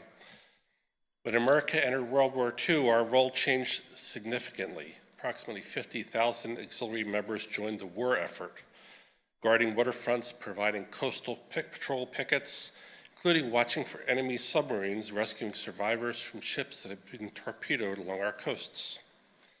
After the war, auxiliaries resumed their recreational boating safety duties, performing free vessel safety checks, educating the public by providing classes on boating safety to recreational boaters, and engaging in patrols on our lakes, rivers, and coastal areas, to include performing search and rescue missions for the Coast Guard. Over the years, auxiliary members have educated hundreds of thousands of boaters, inspected tens of thousands of boats to ensure they met Coast Guard and local safety requirements, and saved countless lives. Today, the almost 25,000 men and women of the auxiliary who volunteer millions of unpaid hours in these endeavors form the civilian arm of the United States Coast Guard. They're trained to standards set by the Commandant of the Coast Guard and assist in the performance of any Coast Guard function, duty, mission, or operation authorized by law other than direct military or law enforcement. Following the tragic events of 9/11, the Coast Guard had engaged in many new duties to protect our waterways. The auxiliary stood up to assist the Coast Guard and provide communication watches and assisting during exercises, providing patrols and other vessel exams. This enabled the Coast Guard to perform its other duties, with more time on their hands. Locally, the Williamsburg Flotilla has 35 members. These are your neighbors and your friends who are members of our flotilla. None of us receive any compensation for what we do. This is strictly a volunteer activity. Among our 35 members include residents of this city and surrounding jurisdiction, including a half dozen members of the College of William and Mary.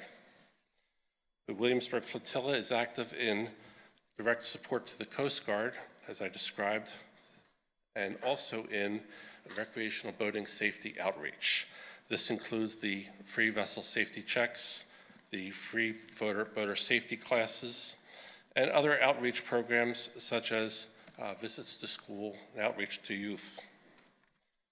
The National Safe Boating Week is a national effort to reach out to boaters in advance of an active boating season, which begins in Memorial Day, trying to bring attention to the tragic loss of life that can be averted through education, through getting more boaters to wear their life jackets, to take boating safety courses, and be prepared when they go out in the water. We thank the City Council for engaging in this outreach and becoming a partner in the effort to provide safe boating to all our citizens. Thank you for the time. Thank you, Mr. Gamble. Anybody else like to address council? Mr. Mayor, I was wondering if it'd be convenient for Ms. Clerk to perhaps get maybe a website info or anything entered into the minutes for next month's adoption, if that's useful. Sure, we can look into that. Anybody else like to address council? Or a number. With that, we'll close the open forum. And Ms. Bertram, you can take care of Mr. Zhang's request. Just to get their website, just so if anyone reads it, they can refer to it. That concludes our meeting, except I believe we have something for closed session. We do, sir. I move to go into closed session pursuant to Section 2.2-3711 of the Code of Virginia for the purpose of discussing one personnel matter per subparagraph 1 concerning appointments to boards and commissions, and one property matter per subparagraph 3 regarding the acquisition of property for public use, of which discussion in an open meeting would adversely affect bargaining or negotiation strategy of a public body. Second. You sure you got that right? I got it right. Okay. It was a Ms. struggle. Bertram. Mr. Maslin? Aye. Ms. Ramsey? Aye. Mayor Freiling? Aye. Vice Mayor Pons? Aye. Mr. Zhang? Aye. Council will take a brief recess and reconvene in closed session.